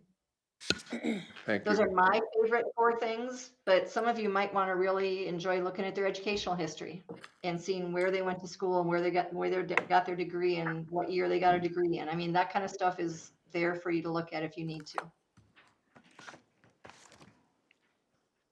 All right, I'm excited for you and your pool. I think you've got good people that are interested in this opportunity. And I look forward to the 26th, because that night, not only will we recommend the people, but we will be deciding on the interview questions. And I want to thank you in advance for keeping those questions protected. I really, truly appreciate that. It's not something we very often do. We usually try to do it at the board table and be done, so that you don't have to haul them around in your briefcase or your purse or anything. So be careful with that. Do not talk to one another about those questions either. Let's have that conversation on the 26th. Okay? Thank you, Barb. Appreciate it. Thanks, Barb. Thank you. Thank you, Barb. Good to see you all. Thank you for everything, and reach out anytime if you have questions, okay? I'm around. Great, thank you. Thanks. Take care. Bye-bye. All right, we need a motion to adjourn. I'll make a this- motion. oh, Second. Okay, we've got a motion and a second. Any discussion? If not, we'll do a roll call vote. Stephanie Utterman, Here, yes. Randy Heidman, Yes. Sarah Spear, Yes. John Ward, Yes. Michelle Brecken, Yes. BJ Dondelinger, Yes. all in favor. All right.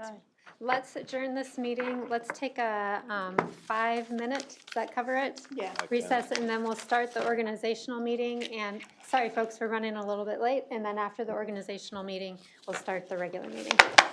Sound good?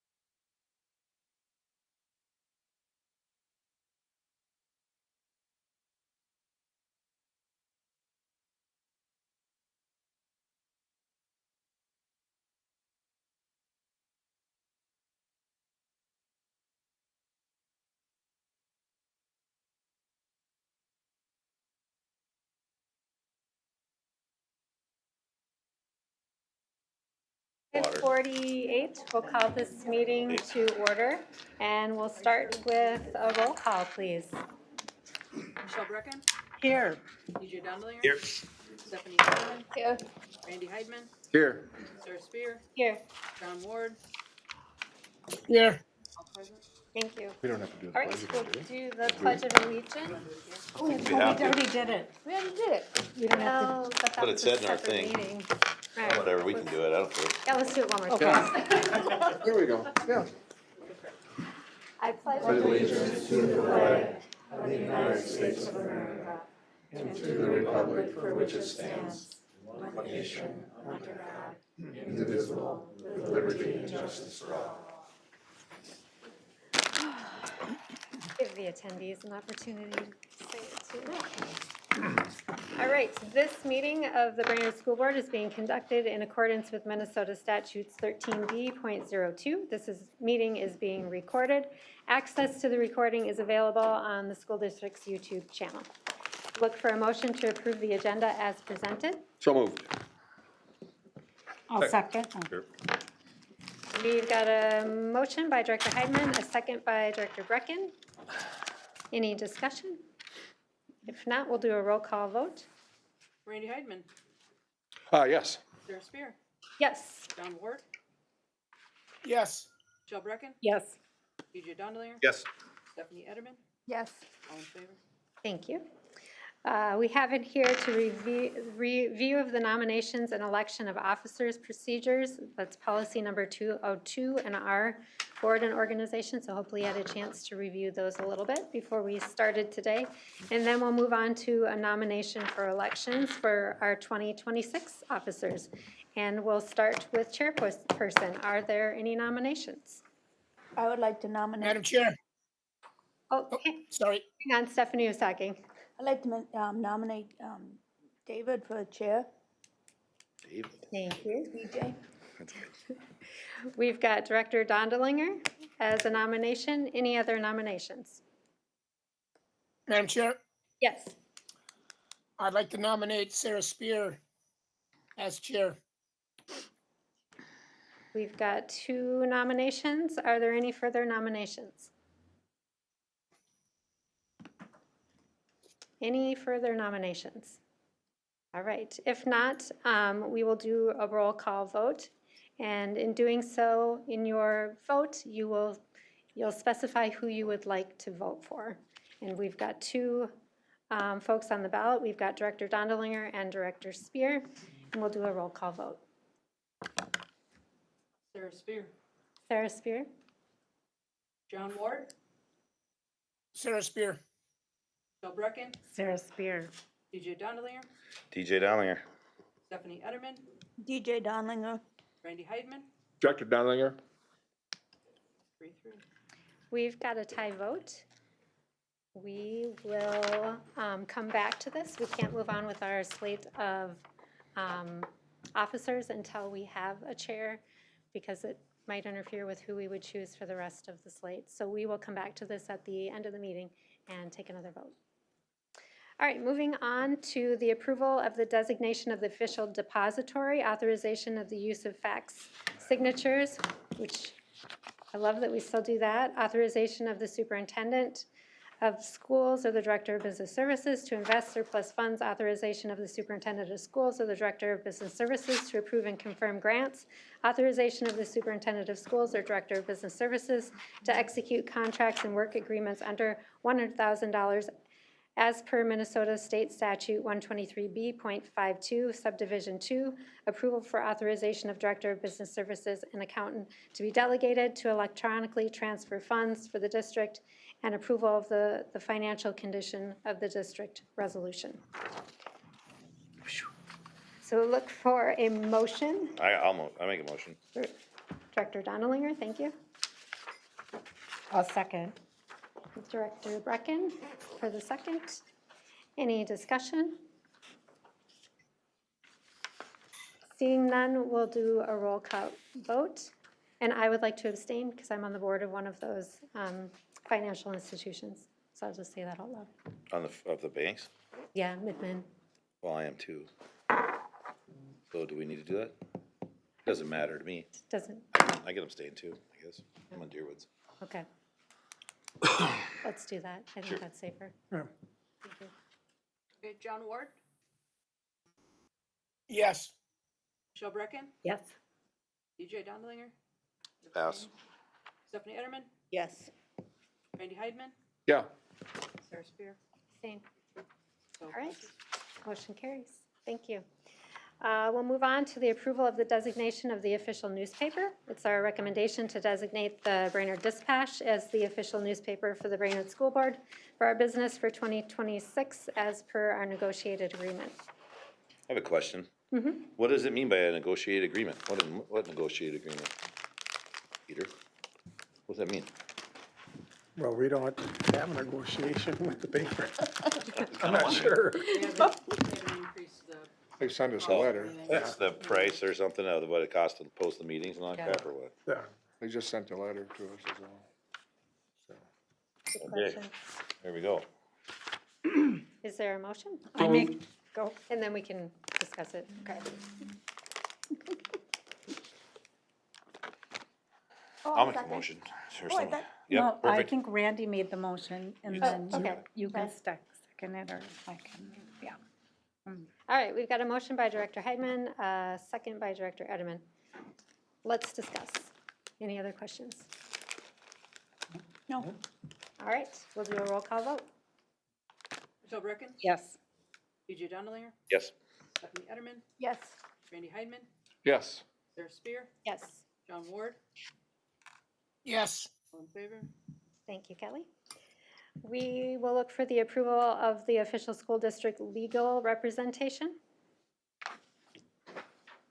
This has not changed, and as our primary law firm representing the school district, we can retain other legal counsel at our discretion to the extent necessary to ensure school district has adequate legal representation for matters requiring specific or unique expertise. So this is not exclusive.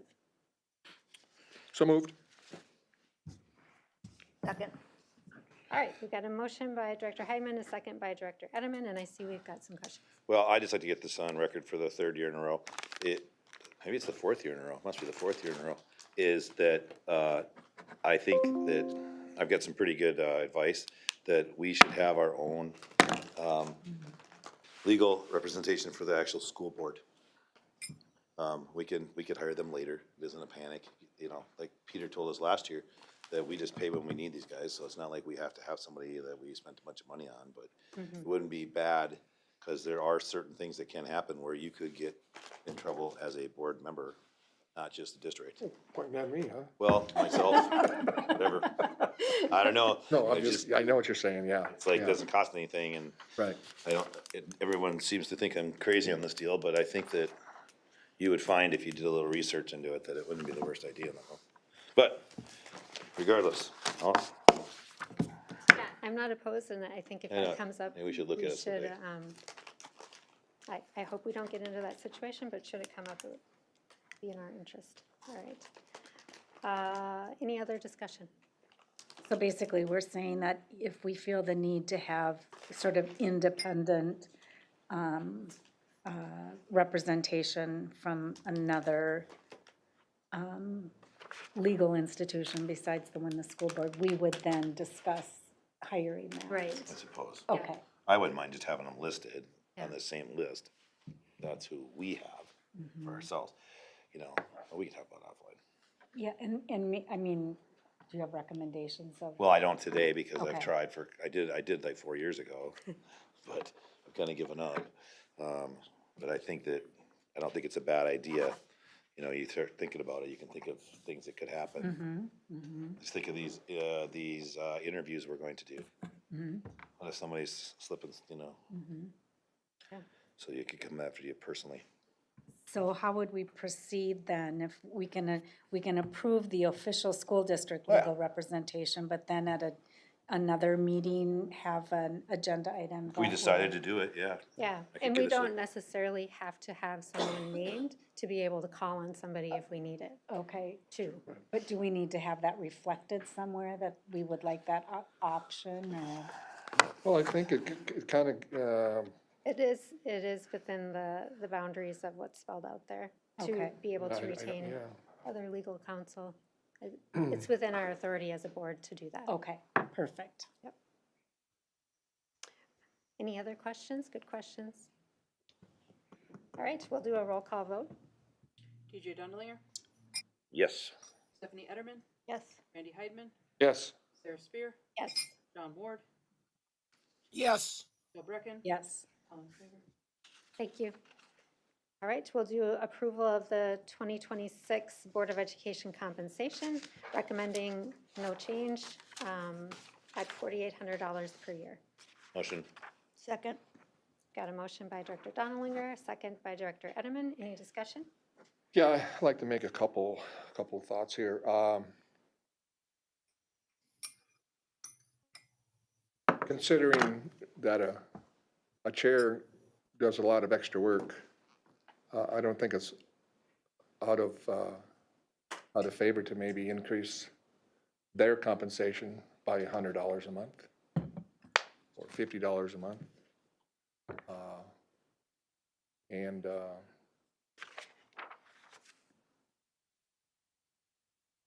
And I know the work that you've done, and I know the work whoever ends up being chair. I mean, there's work involved, so, I mean, an extra $100 a month, that doesn't seem like much. It isn't, but I think it's recognition of the work that a chairperson does. And that would be the only thing that I would change in compensation, but I would also like to make sure that everyone watching and here, just for a point of clarification, board members do not get free health insurance as part of their compensation. SWAN. And we also get no mileage reimbursements, et cetera, so I think I've seen some things posted where, you know, the board gets, you know, free health care and all this other stuff, and it's, you know, I think that changed, I think about 5 years ago, wasn't it? 5 I years think, ago. I think Director Black Lancet brought that up at a meeting, and they voted to eliminate that, because at one point it was part of the package, so. I feel that based on our financial situation within our district and the fact that we have not approved current contracts, I don't feel comfortable raising any sort of payment to the school board at this time. I would agree with that. I appreciate the gesture being the chair right now, but I agree. Nope, it's not a hill that I'm gonna die on, but I thought I would just raise it. I understand. Yeah. All right, any other discussion? Not, we'll look for a roll call vote to approve the current compensation. Stephanie Etterman, Yes. Randy Heidman, Yes. Sarah Spear, Yes. John Ward, yes, Jill Brecken, Yes. TJ Dondelinger. Yes. All in favor? Thank you. All right, we'll look for the approval of board members' rights to employment as outlined by MSBA. Motion. Second. We've got a motion by Director Donalinger, a second by Director Brecken. Any discussion? Just to clarify, Chair, it's, a board member can be paid up to a certain dollar amount while still serving on the board. Correct, yep. So like if somebody was I'm not doing it anymore, but a substitute teacher, they could make up to $20,000 and they're still, okay, just for clarification, okay, that's all. Which also includes their salary, so. Right. Yeah. Other discussion? If not, we'll do a roll call vote, please. Randy Heidman, Yes. Sarah Spear, Yes. John Ward, yes, Jill Brecken, Yes. TJ Dondelinger. Yes. Stephanie Etterman. Yes. All in favor? Thank you. We will look for the readoption of all the school board policies as previously adopted. There's a motion. So moved. I'll second. We got a motion by Director Heidman, a second by Director Etterman. Any discussion? If not, we'll do a roll call vote, please. Sarah Spear, Yes. John Ward, Yes. Jill Brecken, Yes. TJ Donalier, Yes. Stephanie Etterman, Yes. Randy Heidman, Yes. all in favor? Thank you. We will look for approval of the superintendent of schools to be identified as the LEA, the local education authority for the Minnesota Department of Education and for the federal and state purposes for recertification of the district. So moved. So moved. I'll second. All right. We've got a motion by Director Ward and a second by Director Brecken. Any discussion? If not, we'll do a roll call vote, please. John Ward, Yes. Jill Brecken, Yes. TJ Donalier, Yes. Stephanie Etterman, Yes. Randy Heidman, Yes. Sarah Spear, Yes. all in favor? Thank you. And number 14 is to establish date, time, and place of regular school board meetings. We've got the 2026 meetings there and the 2026 committees and other subcommittees and community committees as listed. We'll look for approval of that. So this has got all the meeting dates? Yes, Quarterly work sessions. Oh, just switch it up? yep. We changed it to, when was it? The end of March? End of March will be the first one. Perfect, thank you. And then we kind of changed it back to the way we used to do the workshops, yeah, We did, which yep. makes sense, yeah.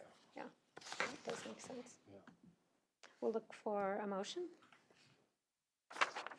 So moved.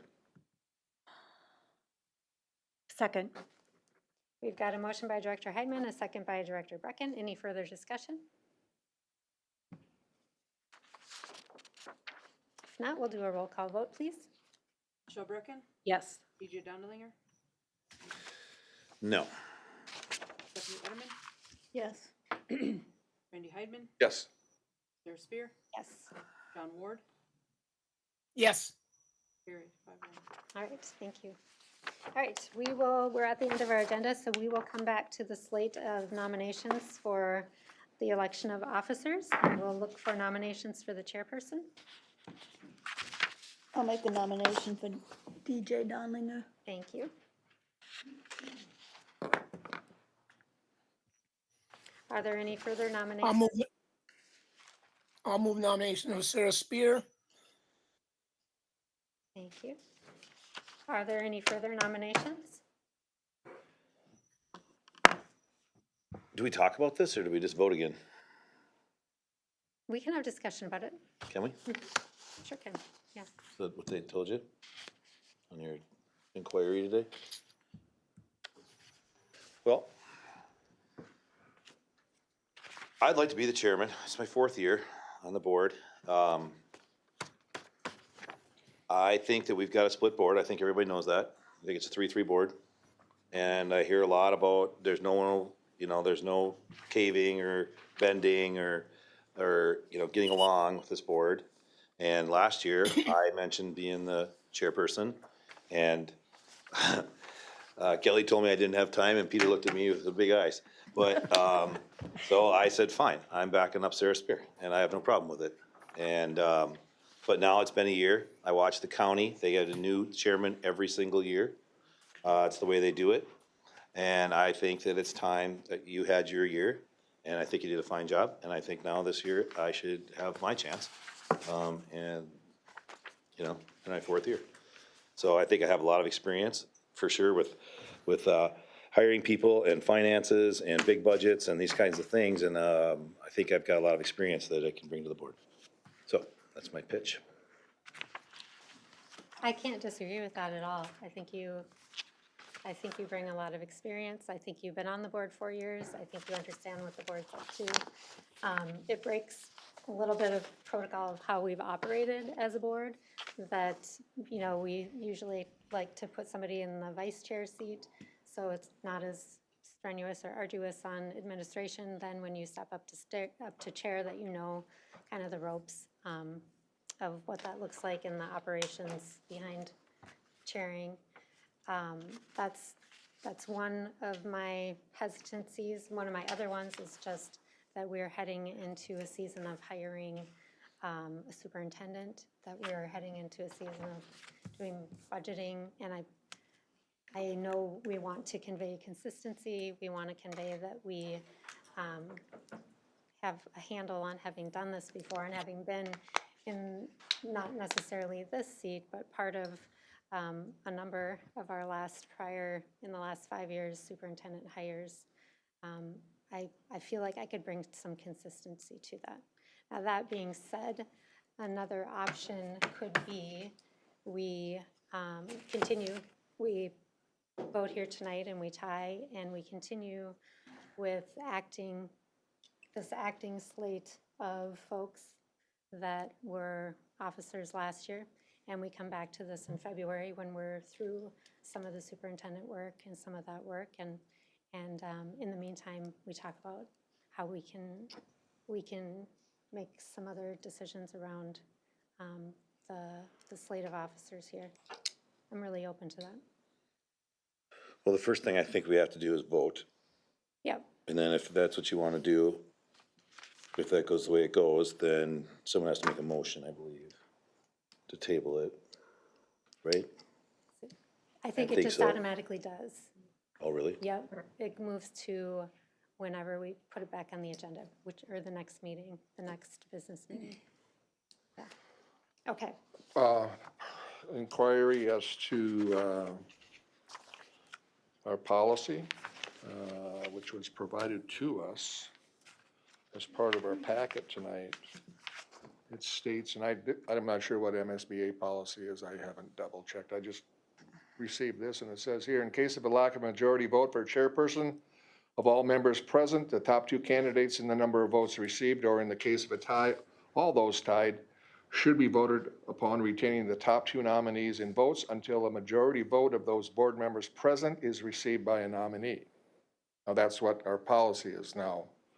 I'm not suggesting that we can't do what you're suggesting to do, is just kind of table it.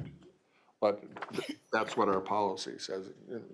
And I think it's kind of fruitless to continue voting for a tie tonight. I do too. If So, you guys are comfortable with it. I mean, I don't have a problem with us kind of skirting, Yeah, and not skirting it, but just, we'll take it up yeah, at another meeting. Well, it has to be the next meeting. at the next Yeah. meeting, and I think we can work through this, so. Yeah. I guess I feel that it was my impression with our visiting with Partner Ed that they highly recommended, based on all of what our district is facing, that we have that consistency and that stability in that seat. So I think getting through the superintendent search and hiring, interviewing and hiring, then that may be a good time to revisit this. Well, we'll be pretty much done with that by then. Yeah. And then, I talked to Barb today, and she felt that since our board, she said that in a lot of searches right now, we could have 3 new board members coming on this board right now. True. So she's like, you're awfully stable and no one's leaving. And she's like, it's real common that, she said that she thinks that, you know, half of the boards that they deal with they rotate chairmans every year. They don't stick with one. A year, okay. So she's like, I don't think it's a factor. She said, is it best practice? Well, we wouldn't go out and put it in that this is what you should definitely change one if you're trying to hire a soup. But she's like, I don't think it's a negative, especially when your board is so stable, because we're not getting any new people. I suppose some boards, they have elections every year. So you got 1 or 2 coming on every year. It's probably true. Or we're kind of the 3 and 3 deal, so.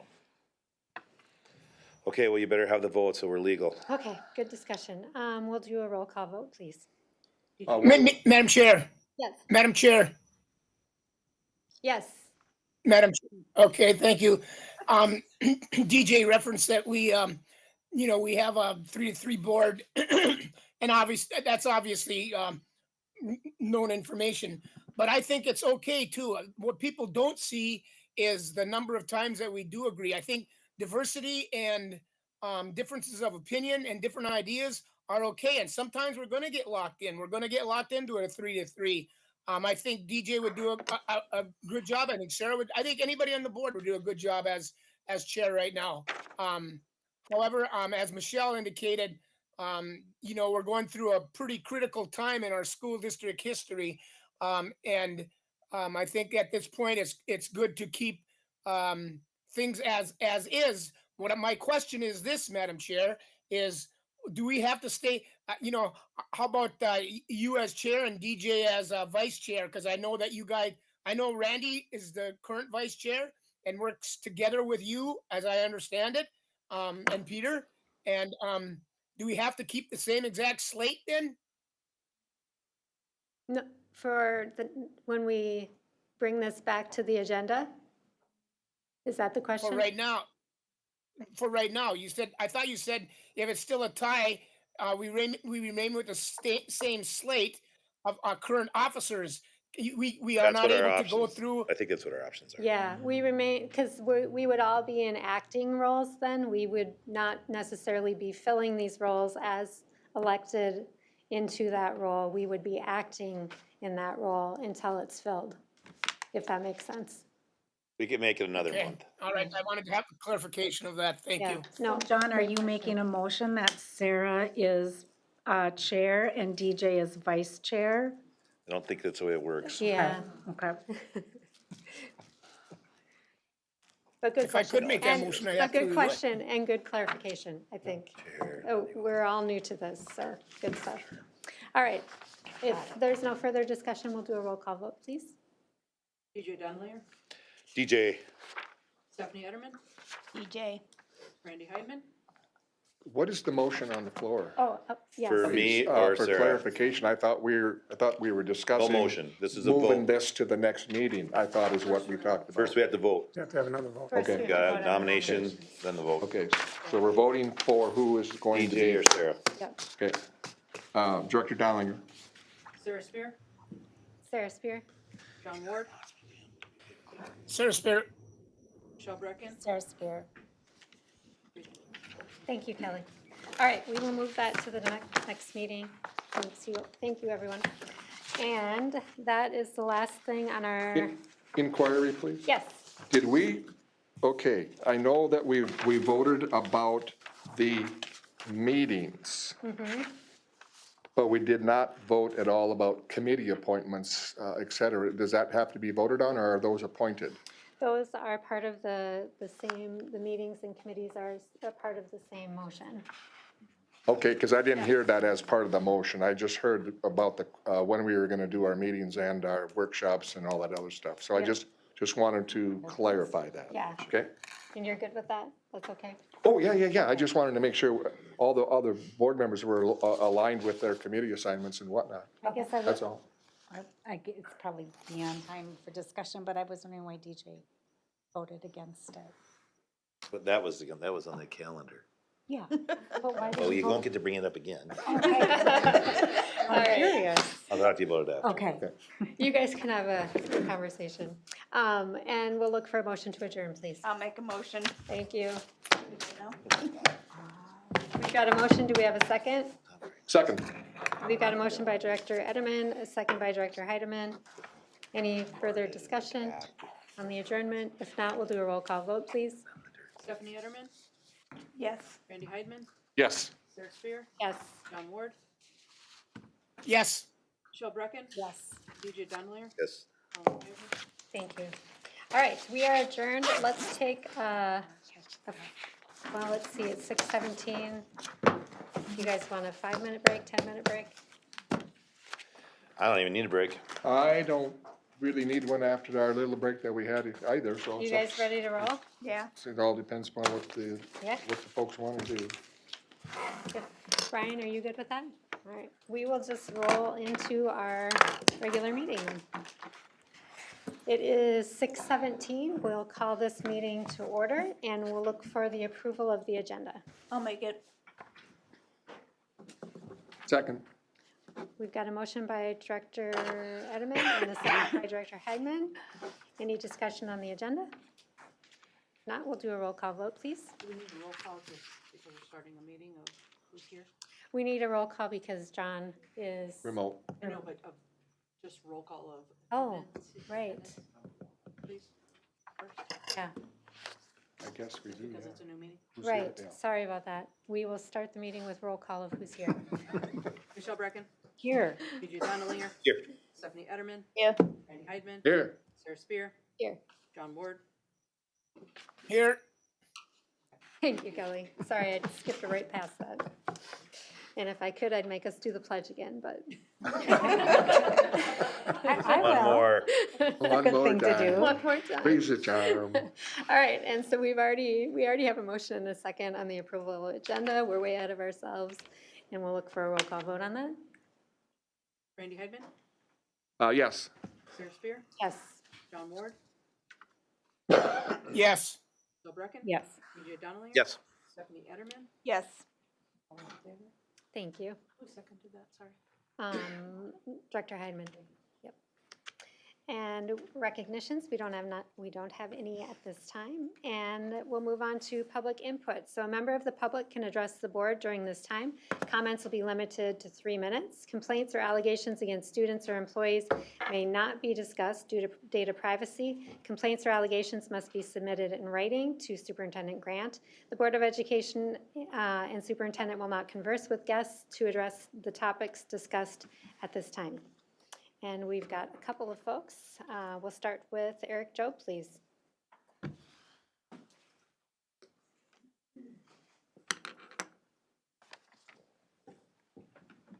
Welcome. Hello. Hello, my name is Eric Jobe. I won't waste a lot of your time with my resume, but I am an employee of ISD 181 working without a new contract. Each year, our business director comes before the board to explain educational funding and the fact that our funding has not kept up with inflation. I believe I remember Superintendent Grant saying that anything less than a 3% increase is actually a cut. This means that throughout my career, schools have had to do more with less or choose to offer less. The part that isn't often discussed is that the funding we do receive is designed to be spent in that year for a free, appropriate public education. This means there's a basic level of education that every district has to offer. Beyond this, schools choose to spend money on extra things. Not all schools choose to offer the same things that Brainerd does, including extracurriculars. Brainerd offers sports that other schools don't, and we allow students from other schools to participate in some of our offerings. Our school board also chooses to spend money on things that some other schools don't prioritize, such as a free Chromebook for every student. Not every school has an HR department. Not every district offers AP and CIS courses. Those are choices. Brainerd offers a lot of wonderful extra opportunities, and I would not be happy to see any of them disappear. But if we choose to offer extras approved by the board cannot realistically expect that any of those costs be paid for by the school employees through a reduction in salaries or benefits. As the employees of Brainerd are also seeing inflationary cost increases of 3%, rising healthcare costs. Paying for extras is what operating levies are designed for. A referendum offers a community a chance to choose or to close that inflationary gap. And if ISD 181 would like to maintain those extras, rather than they should not be placing them on the backs of their school staff. Thank you very much. Thank you. All right, next up we have Doug Kern, please.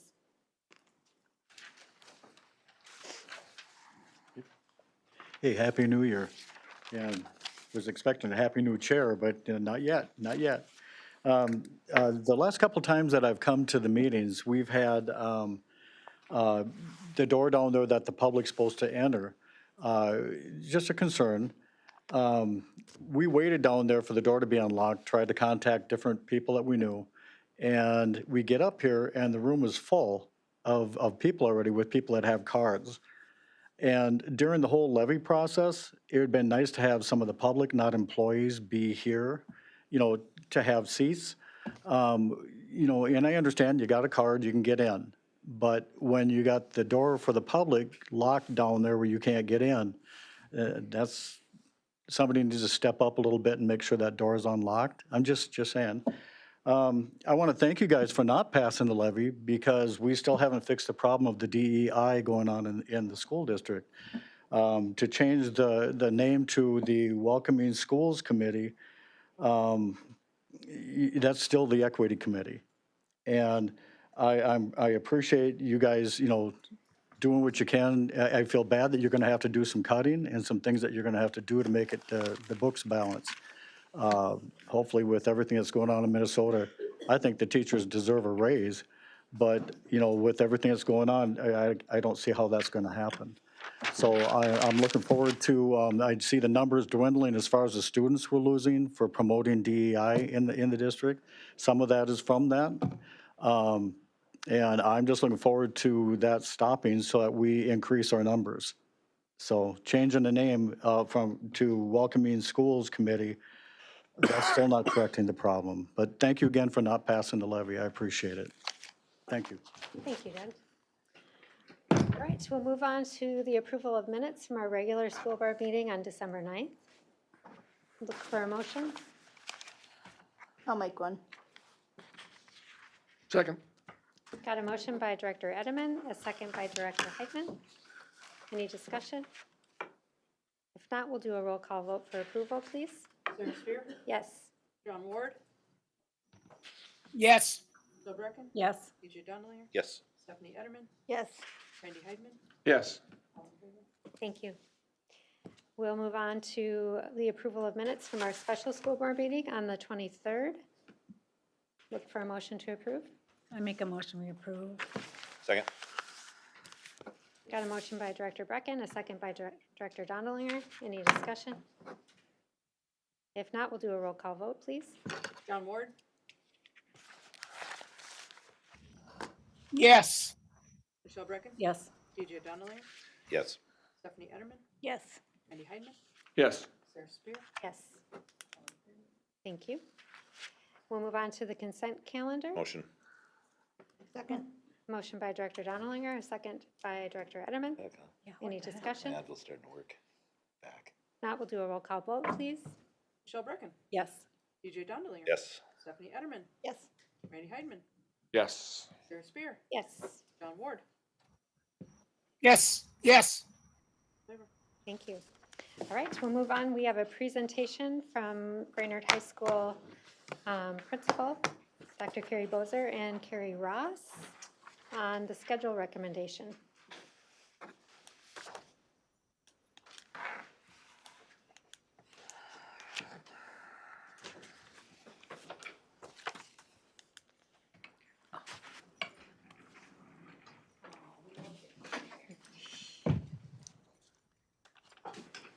Welcome. Good evening. Thanks for joining us. Good evening, Madam Chair, members of the board, Superintendent Grant. We just have a very quick presentation for you this morning to follow up from previous budget discussions where we talked about specific line items, and one of those line items was potentially going to a 6-period day at BHS. So since that initial list, we have been meeting with admin and stakeholders, other members of our district staff to explore all of the possibilities of 6-period day, 7-period day, staffing requirements, financial considerations, the impact it would have on students to make the change, all of those things that you can imagine, and many, many more conversations. I would add that I'm appreciative of Carrie and her team for being open and willing to have those hard conversations. When we talk about change, it's not always easy. But after doing our due diligence, we bring this summary forward for you tonight. The recommendation has gone to the superintendent to remain with a 7-period day at the high school for the next school year, in addition to making some staffing cuts to hit our finance target. We also want to point out that this action is aligned to our strategic plan in the following ways. Educate and inspire each student for lifelong success, ensuring that all students are ready for a career in college with 100% of high school students experiencing authentic learning experiences, and increasing a sense of belonging and well-being in our schools and our community. Dr. Bozer, would you And I add think, more? do you have the summary? Okay, They do, good, yeah. okay. And I know, I wrote on mine, but I know one of the questions or one of the statements early on, when the budget was brought up in the high school, it was reducing back to a 6-period day from a 7. And when we looked at 2016, when they shifted to the 7-period day to now, there wasn't that reduction regarding staff. It wasn't, we don't have additional staff based on that. I believe they had added a few FTEs. I think it was 3 to be exact, back in 2016. But as through the years and as Principal Russ had to look at doing reductions, we actually do not have additional staff. So looking at going to, oh, sorry. Okay, so the 7-period day for me, it was important if we could maintain opportunities for our students. And we looked at how many students take advantage of the opportunity to take potentially 14 courses versus 12 in a year. And we did have a large number of students doing that. So reducing it to a 6-period day would reduce that opportunity for students to the max of 12.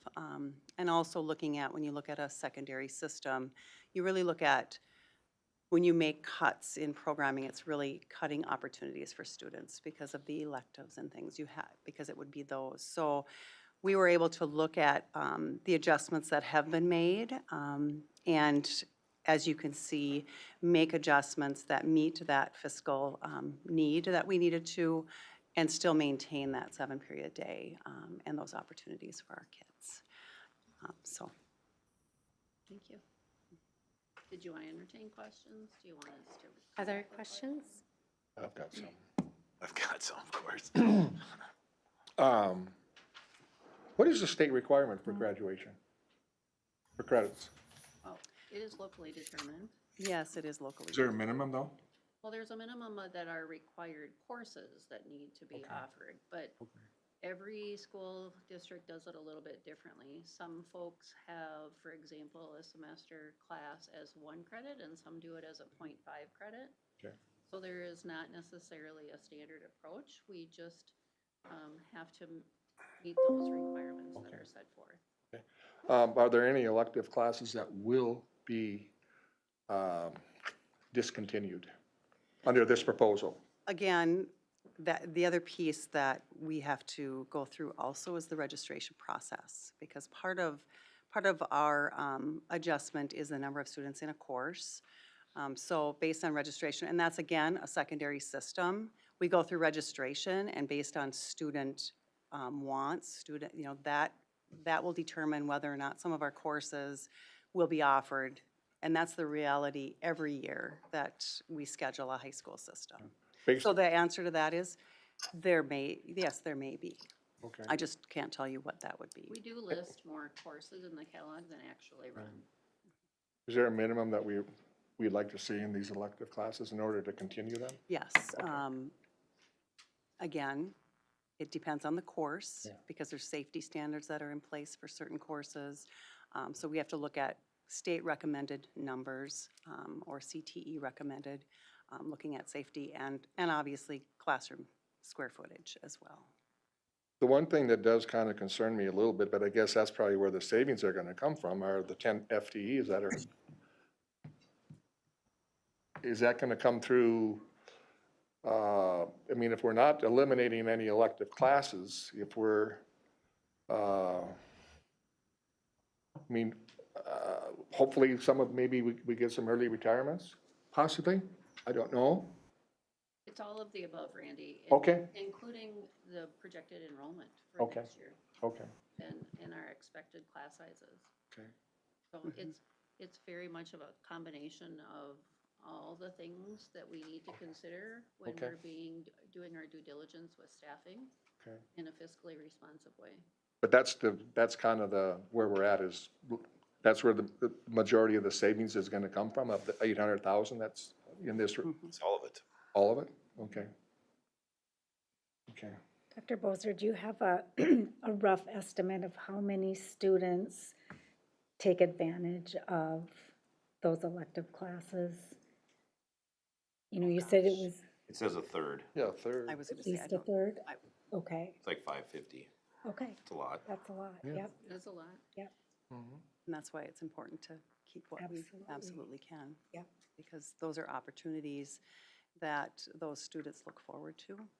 And we look at just giving our students different career cluster opportunities, exposure to, because at the secondary level, it's really, they're looking at what do I want to do the rest of my life? And it's important to have different opportunities in a variety of areas so they can at least have an idea maybe of what they don't want to do when they graduate. So our goal is to keep as many opportunities as possible while being fiscally responsible.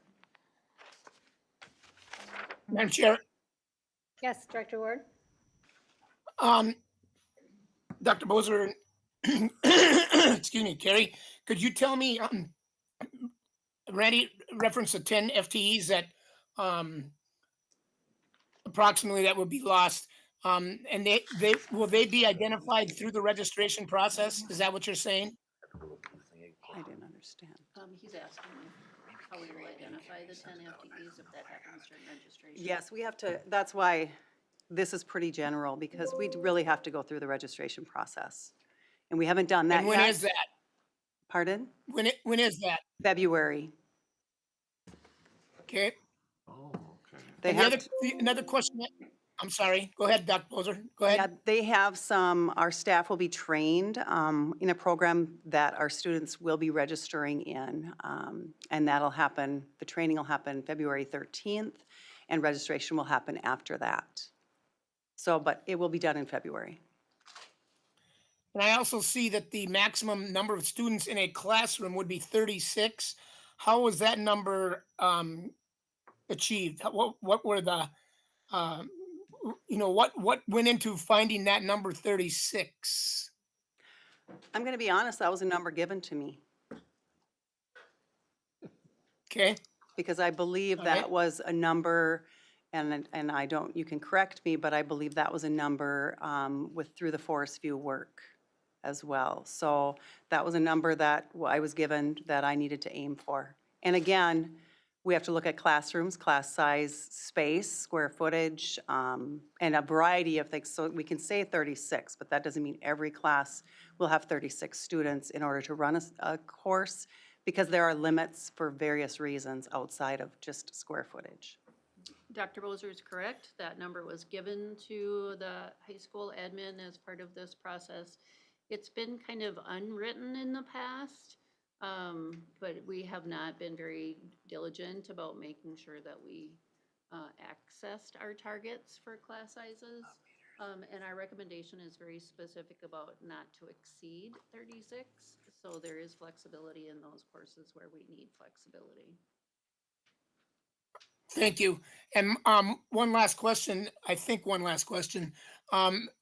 there been any discussion about adding some college in school classes versus AP? Yes, there has. And we will actually be adding at least one course that I don't know if it has been offered in the past, but in our ELA area, because again, adding a CIS class, a college in the schools class, there's some requirements for that instructor. The Higher Learning Commission, there's some, standards that have to be met, and that is a master's within that content area or a master's in some other area plus 18 credits. So there's also, and again, that varies in the content area as well. CTE has different regulations. So we have that we also have to take a look at in order to offer courses. So we will be adding CIS composition to our registration guide. And we will have a teacher within that will be offering that. My hope is that we have students that take advantage of that within our system and don't go elsewhere, because we do have a number of students that are going elsewhere for that course, but we'll have a teacher that is qualified to teach it. So the answer is yes. Thank you for that as well. And that spurred one more question from me. Is there any additional online schooling going to be increased at the high school and maybe even at the middle school? I can speak for what I know of high school. I haven't seen any added courses, or they haven't come across my table right now. My goal is to try to help support and manage the number of courses we currently have offered. So that's my answer for the high school at this moment. That's Director Ward, for Forest View, there will not be online courses offered next year. We need at least one more year of development before we do that. Thank you very much for that information, both of you. I have a question, but I don't think it's the right place to ask it. I'm not expecting you to answer it, I guess. I don't know. It's more, maybe it's more of a statement. But first of all, thanks for finding this. This is excellent. This is the kind of work I think we need to be doing in all the buildings and all departments, and that's the shape that we're in. I think that myself and a lot of other people would feel a lot better if we saw these small, I mean, I don't want to say it's a small sacrifice, but you know, if everyone could find a little here and a little there, so I really appreciate what you're doing. But my question is this, is that if we go from 7 to 6 periods, which I realize isn't really, that's what I mean, I don't know if this is your deal, this is more of a Marcy question maybe, we save another 800,000. Not necessarily. Well, that's what it was estimated to us as, which is the same as if we close an elementary school. So my question is which is more important? You know, I'm thinking that, you know, I talked to John about it. I don't think us saving ourselves back to breaking even is a victory. I think we need to find a way to reduce class sizes in with the little kids and maybe get some help back in for the teachers. You know, that's one of the big deals with the levy came up today, and that's one of the main reasons I'm not for the levy, because it's not like we're gonna get anything better, we're just gonna maintain what we're doing. And we need to somehow help these younger kids, we keep continuing to slide, and it's bumming me out, but I'm kind of on my rant here, so I'll stop. But I'd be interested, you know, I know what the kids think about the 7 to 6 deal, and I appreciate it. I appreciate that you gave us actual numbers and told us it was a third. Welcome to Brainerd Schools, by the way, and good job finding this and all that stuff. But, okay, for what we're gonna have to make, decisions we have to make this spring, I just, you know, it's a victory and great job, but I don't think we wanna take everything else off the table just yet. Cause that's, might be another cut that we need to try to consider. Cause if you took the two together, I mean, that'd almost be half of our deficit. You wouldn't save that. Huh? It wouldn't be the savings that you, believe me, I analyzed it. Did you? And you're not gonna save another $600,000. Well, here's What my you're going question. to do, because of the FTEs and the instruction is still 5 out of 7, 5 out of 6. What you do is you take away the opportunities for kids I know without that. saving the money. Well, we're taking away plenty of opportunities for kids and Right. with our little kids not being able to read. But the question I have is, and maybe you can explain this to me, it was like 250,000 to change the graduation standards, plus 500,000 in going from 7 to 6 periods for a grand total of about 790, I believe. I can dig it up and get it for you. Yep, it was. So how do we save the money in the graduation standards? Maybe you know, Carrie. I think going back to that, a list that you're referencing, those were just placeholders. And Superintendent Grant would have a better word for that. Those were like wild guesses. Placeholder sounds better than a wild guess. They're what they are. To include those line items for consideration. We never thought that going from a 6-period day to a 7-period day would be the answer. We needed to gather information. That was the charge given to us from Superintendent Grant. How are we going to be able to be fiscally responsible, explore all of our opportunities for cost reductions at BHS? We did a deep dive with that at Forest View last year. We've been doing that intermittently with the elementary schools and other programming, and we haven't actually done that deep dive at the high school. So that's what we did. We thought that it might be advantageous to talk about 6-period day versus a 7-period day. But finding that we can meet that budget target without changing the students' school day was preferable, which is why that recommendation was brought to the superintendent. But if necessary, we could save a little bit more money. The FTEs, I'm not seeing it. Okay. Honestly. I talked to one of your retired principals that told me about when they put it in at 16 and told me that everybody knew it was gonna cost more money, but had the money, so it didn't really matter, you know, it was kind of a nice thing to try. But And that was, regardless, we'll get back to that another day. I'm sure that's gonna I'd come back love up to have on another on our conversation agenda. with you about I'll call that. you. Yeah, absolutely. And I'll go through the numbers and the process. Thank you. So, So we will know a lot more after registrations come through and we can look at this in more detail, et cetera. So this is just kind of a review, This is just a high-level summary high-level of, summary, okay. you've asked us to keep Yep. you informed about where we are and Thank you. looking at all of the items that were on your preferences on the budget sheet. Yeah. So this is just today's installment of that update. I appreciate that a lot. So just a point of clarification, outside of courses that are required, all the electives survive on the registration process. You find out what kids want on the elective side. If they don't have enough numbers, that class probably won't go, depending on the nature of the class. Registration, just like anything else, it drives the bottom line. Kids tell that, really, the kids are saying, this is what we want to do. And if there's not enough, usually when they register, they'll fill up their thing, but they might have 2 or 3 other courses they would like as an option, because one of the other ones might not float. So then you say, well, they wanted this option, how does this fit into the numbers game? It is, it's all numbers. It was like that when I went to school here. You were trying to get into that class and it's like, oh, that was already filled up, so you didn't get it, so you have to take it next year. I never had that problem where I went to high school at. Thank you. thank you. Thank you for the creative work to get through this. All right, let's move on to new business. For action, we've got a couple of things on the agenda. The approval of the ratification of the Operating Engineers Local 49 contract for the next 2 years, as presented by Marcy Lord and Jason Olson. Welcome. Thanks for joining us. Hello, Chairman Spear and board members, we're before you tonight recommending ratification of the collective bargaining agreement with the Operating Engineers Local 49.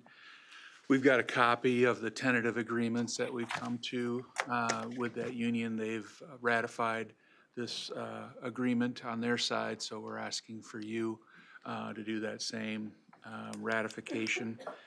Not a ton of language in the tentative agreements, mainly compensation related. We did add a uniform allowance amount and some other things. And the uniform allowance is something we've always done. It was just getting it in the contract. So that when new employees are hired, they're aware that that's a benefit, right? It wasn't written anywhere previously.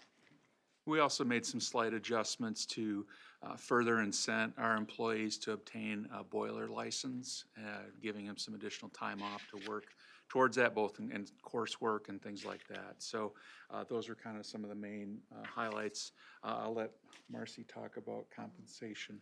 And then in the grids, it was, the first year was 1% in steps and the second year was 1%.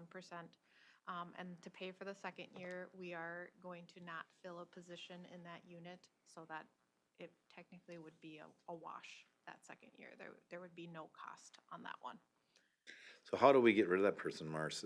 Are people gonna have to work overtime to keep up, or we just were a little fat in one school, or how's that work? It was a floating sub position and we will not be filling that. And we Gotcha. will not have subs. Okay. What does a uniform allowance look like? Just curious. So previously, the process has been that they can pick out a shirt up to $100 and then they place an order, and anything over that, the employee is responsible for. And it's a format that is approved by Buildings and Grounds. Okay. Just to identify that they are buildings and grounds people? And it doesn't even, Brainerd Public Schools, it doesn't necessarily say Buildings and Grounds, Oh, but it right. identifies Brainerd Public Schools. Okay.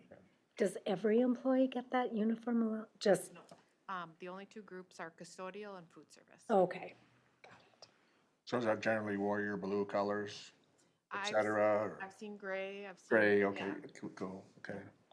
I appreciate your custodial costing summary here too. That made a little more sense to me as well. Yep. And we're very appreciative of that group working with us, given our tight financial situation.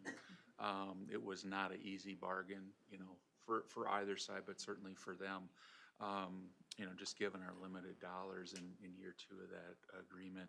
We were able to do something with the, using some long-term facilities maintenance money to increase, there's, I think, 3 positions that all they do is district-wide maintenance, and looking at their comparables, you know, they were a little bit under market, so we added $2 an hour onto those positions, to be reflective of market, but also to help kind of give a glide path for other operating engineers who might want to aspire to that, kind of show that differential. And then since it's out of a long-term LTFM money, we don't have to pull it out of general fund. So you got those guys recoded. They've been coded there since 24, 25. Perfect. Oh, nice. Cool. Okay. So I guess what I'm looking at as far as your summary, Marce, it looks like it's about 1.5% per year. On average. On average, yeah. Okay. I just want to make sure of my math, based upon what you gave us here. Yeah. Yeah. 2.07 and then 0.99. I'll make a motion. Thank you. I'll second. We've got a motion by Director Donalinger, a second by Director Heidemann. Any further discussion? Yes, I got a question, Madam Chair. Yes. On the appendix A, I see that the Forest View lead maintenance engineer and the BHS day engineer positions will be eligible to move past step 4. Why are they the only 2? Aren't the other ones eligible as well? Those are those LTFM positions that we were talking about. Okay, all right. Thank you for that clarification. Yep. So we kept the other 4 steps the same, I believe, and then added a 5th step for those positions. Cool. Thank you. Good question. Yeah. All right. There's no further discussion. We'll do a roll call vote, please. TJ Donalier, Yes. Stephanie Etterman, Yes. Randy Heidman, Yes. Sarah Spear, Yes. John Ward, Yes. Michelle Brecken. Yes. All in favor? Thank you, Kelly. Thank you. Thank you both. Thanks. Appreciate it. All right, we'll move on to the approval of the 3rd and final reading of our policy 440, the employee social media use. Motion. I'll second. Got a motion by Director Donalinger, a second by Director Brecken. Any further discussion? There's been no adjustments or no updates or anything? Same, gotcha. Yep. Cool. Good question. All right, we'll look for a roll call vote then, please. Stephanie Etterman, Yes. Randy Heidman, Yes. Sarah Spear, Yes. John Ward, Yes. Michelle Brecken. Yes. TJ Donalier. Yes. All in favor? Thank you. We are entering the last segment of our meeting here, the informational report outs, and we'll start with the Brainerd Public Schools Foundation. Dr. Edelman. Okay, so they're still accepting scholarships for, till March 17th. So if any high school senior would like to apply, they can apply until March 17th. And then the big event is an Olympic-themed event, is at Grandview this year on February 21st, and there are still tickets left. So you just gotta, you can scan this, or you just gotta go to their website and buy tickets. Great, thank you. Did I wear your ice skating outfit? I watched it. It's on this whole weekend. We all are. We should Yeah. all wear. I can't, think they have my I can't size. skate. All right, the Wellness Task Force, Director Brecken. Yep, we met on January 6th. We met at Forest View, and our committee got there at 7:30 so we could welcome Forest View students back to school after the winter break, which was a ton of fun. And then we had our meeting. We've added a counseling position to that task force. Allison Bullard at the high school, and we will also be adding Northern Pines to be a part of that, to be at the table with us. Right now, we're just kind of looking at possibly creating some calming rooms for staff in each of the buildings, looking at maybe some grants that can fund that, and getting input and support from the principals in each of the buildings to create these calming rooms for people to go to just take a break. Great, thank you. And Safe and Welcoming Schools Committee. And we did not have a meeting this month, so nothing to report. Great. We are back to you, Director Lord, with the November financial report and the enrollment report. Welcome back. Yeah, it's gonna be short and sweet. Nothing to note in the financial report unless there's any questions. And then on the enrollment report, we are down 70 from the beginning of the school year. And when we look at the 5-year average, we'd be down about 53. So we are higher than usual, but we'll continue to monitor that. Any questions on that? If not, thank you. Thank you. Thank you. And last but not least, the superintendent's report. Superintendent Grant. I just have a couple things. If you recall, we had asked Hazel Reinhardt to do a demographic study for the district as we go into this budget reduction. She is almost completed. I think she'll have it ready probably in a week. And then we will share that with the board. And then if for nothing else, it gives us information of what to look for in the future as far as is our enrollment going to continue to drop, or is it going to stabilize? Is there going to be a chance for it to rise? And then the other thing is, you know, Christmas break really came at a good time, so to speak, because we had a lot of kids who have been sick. But we still have high numbers right now out with the flu of some kind. And when we met with the principals last week, I encouraged them to remind staff and students, wash your hands, keep the desktop clean, make sure we disinfect everything from doorknobs to whatever. You know, it's going through everywhere in the state, and it's not that our numbers are any more alarming than anybody else's, it's just that we're going through a tough time for both kids and adults. And the other thing is that seems like once they get through it, you think, okay, you're done, and it comes right back and kicks them in the butt. And I think probably some of the adults can allude to that definitely. But we just got to be careful. And when you can be outside, it's better. And when you can't be outside, it gets worse. And, you know, our schools, we try to do the best we can to keep the kids running around outside. But it's the flu season. And we're just battling through it. And hopefully we can get out of it fairly soon and not have to deal with so many teachers and kids being out of school. I guess the hospitals are just like full. Yes. Yeah. Yeah. It is going on. They have pulled. It's not just us. Emergency room people, they have to do triage almost with all the kids, all the adults and kids coming in. You know, it's just what it is. Yeah, And we're just gonna fight through it. it's not the first time. No. It won't be the last. No. Time of the year. All right, there's our slate of future meetings. I would point out that there will be a few of us at the MSBA Leadership Conference. There won't be a quorum, but some words about that in case that comes up. And then also, we have a few dates on here for our upcoming superintendent search and interview dates on February 2nd and 3rd and February 10th. All right, if there's nothing else, we'll entertain a motion to adjourn, please. I'll make it. Is there a second? I'll second it. We've got a motion by Director Edelman, a second by Director Heidman. Assuming there's no discussion, we'll do a roll call vote, please. Randy Heidman, Yes. Eric Spear, Yes. John Ward, Yes. Bob Brecken. Yes. Peter Dunlinger. Yes. Stephanie Fetterman. Yes. All in favor?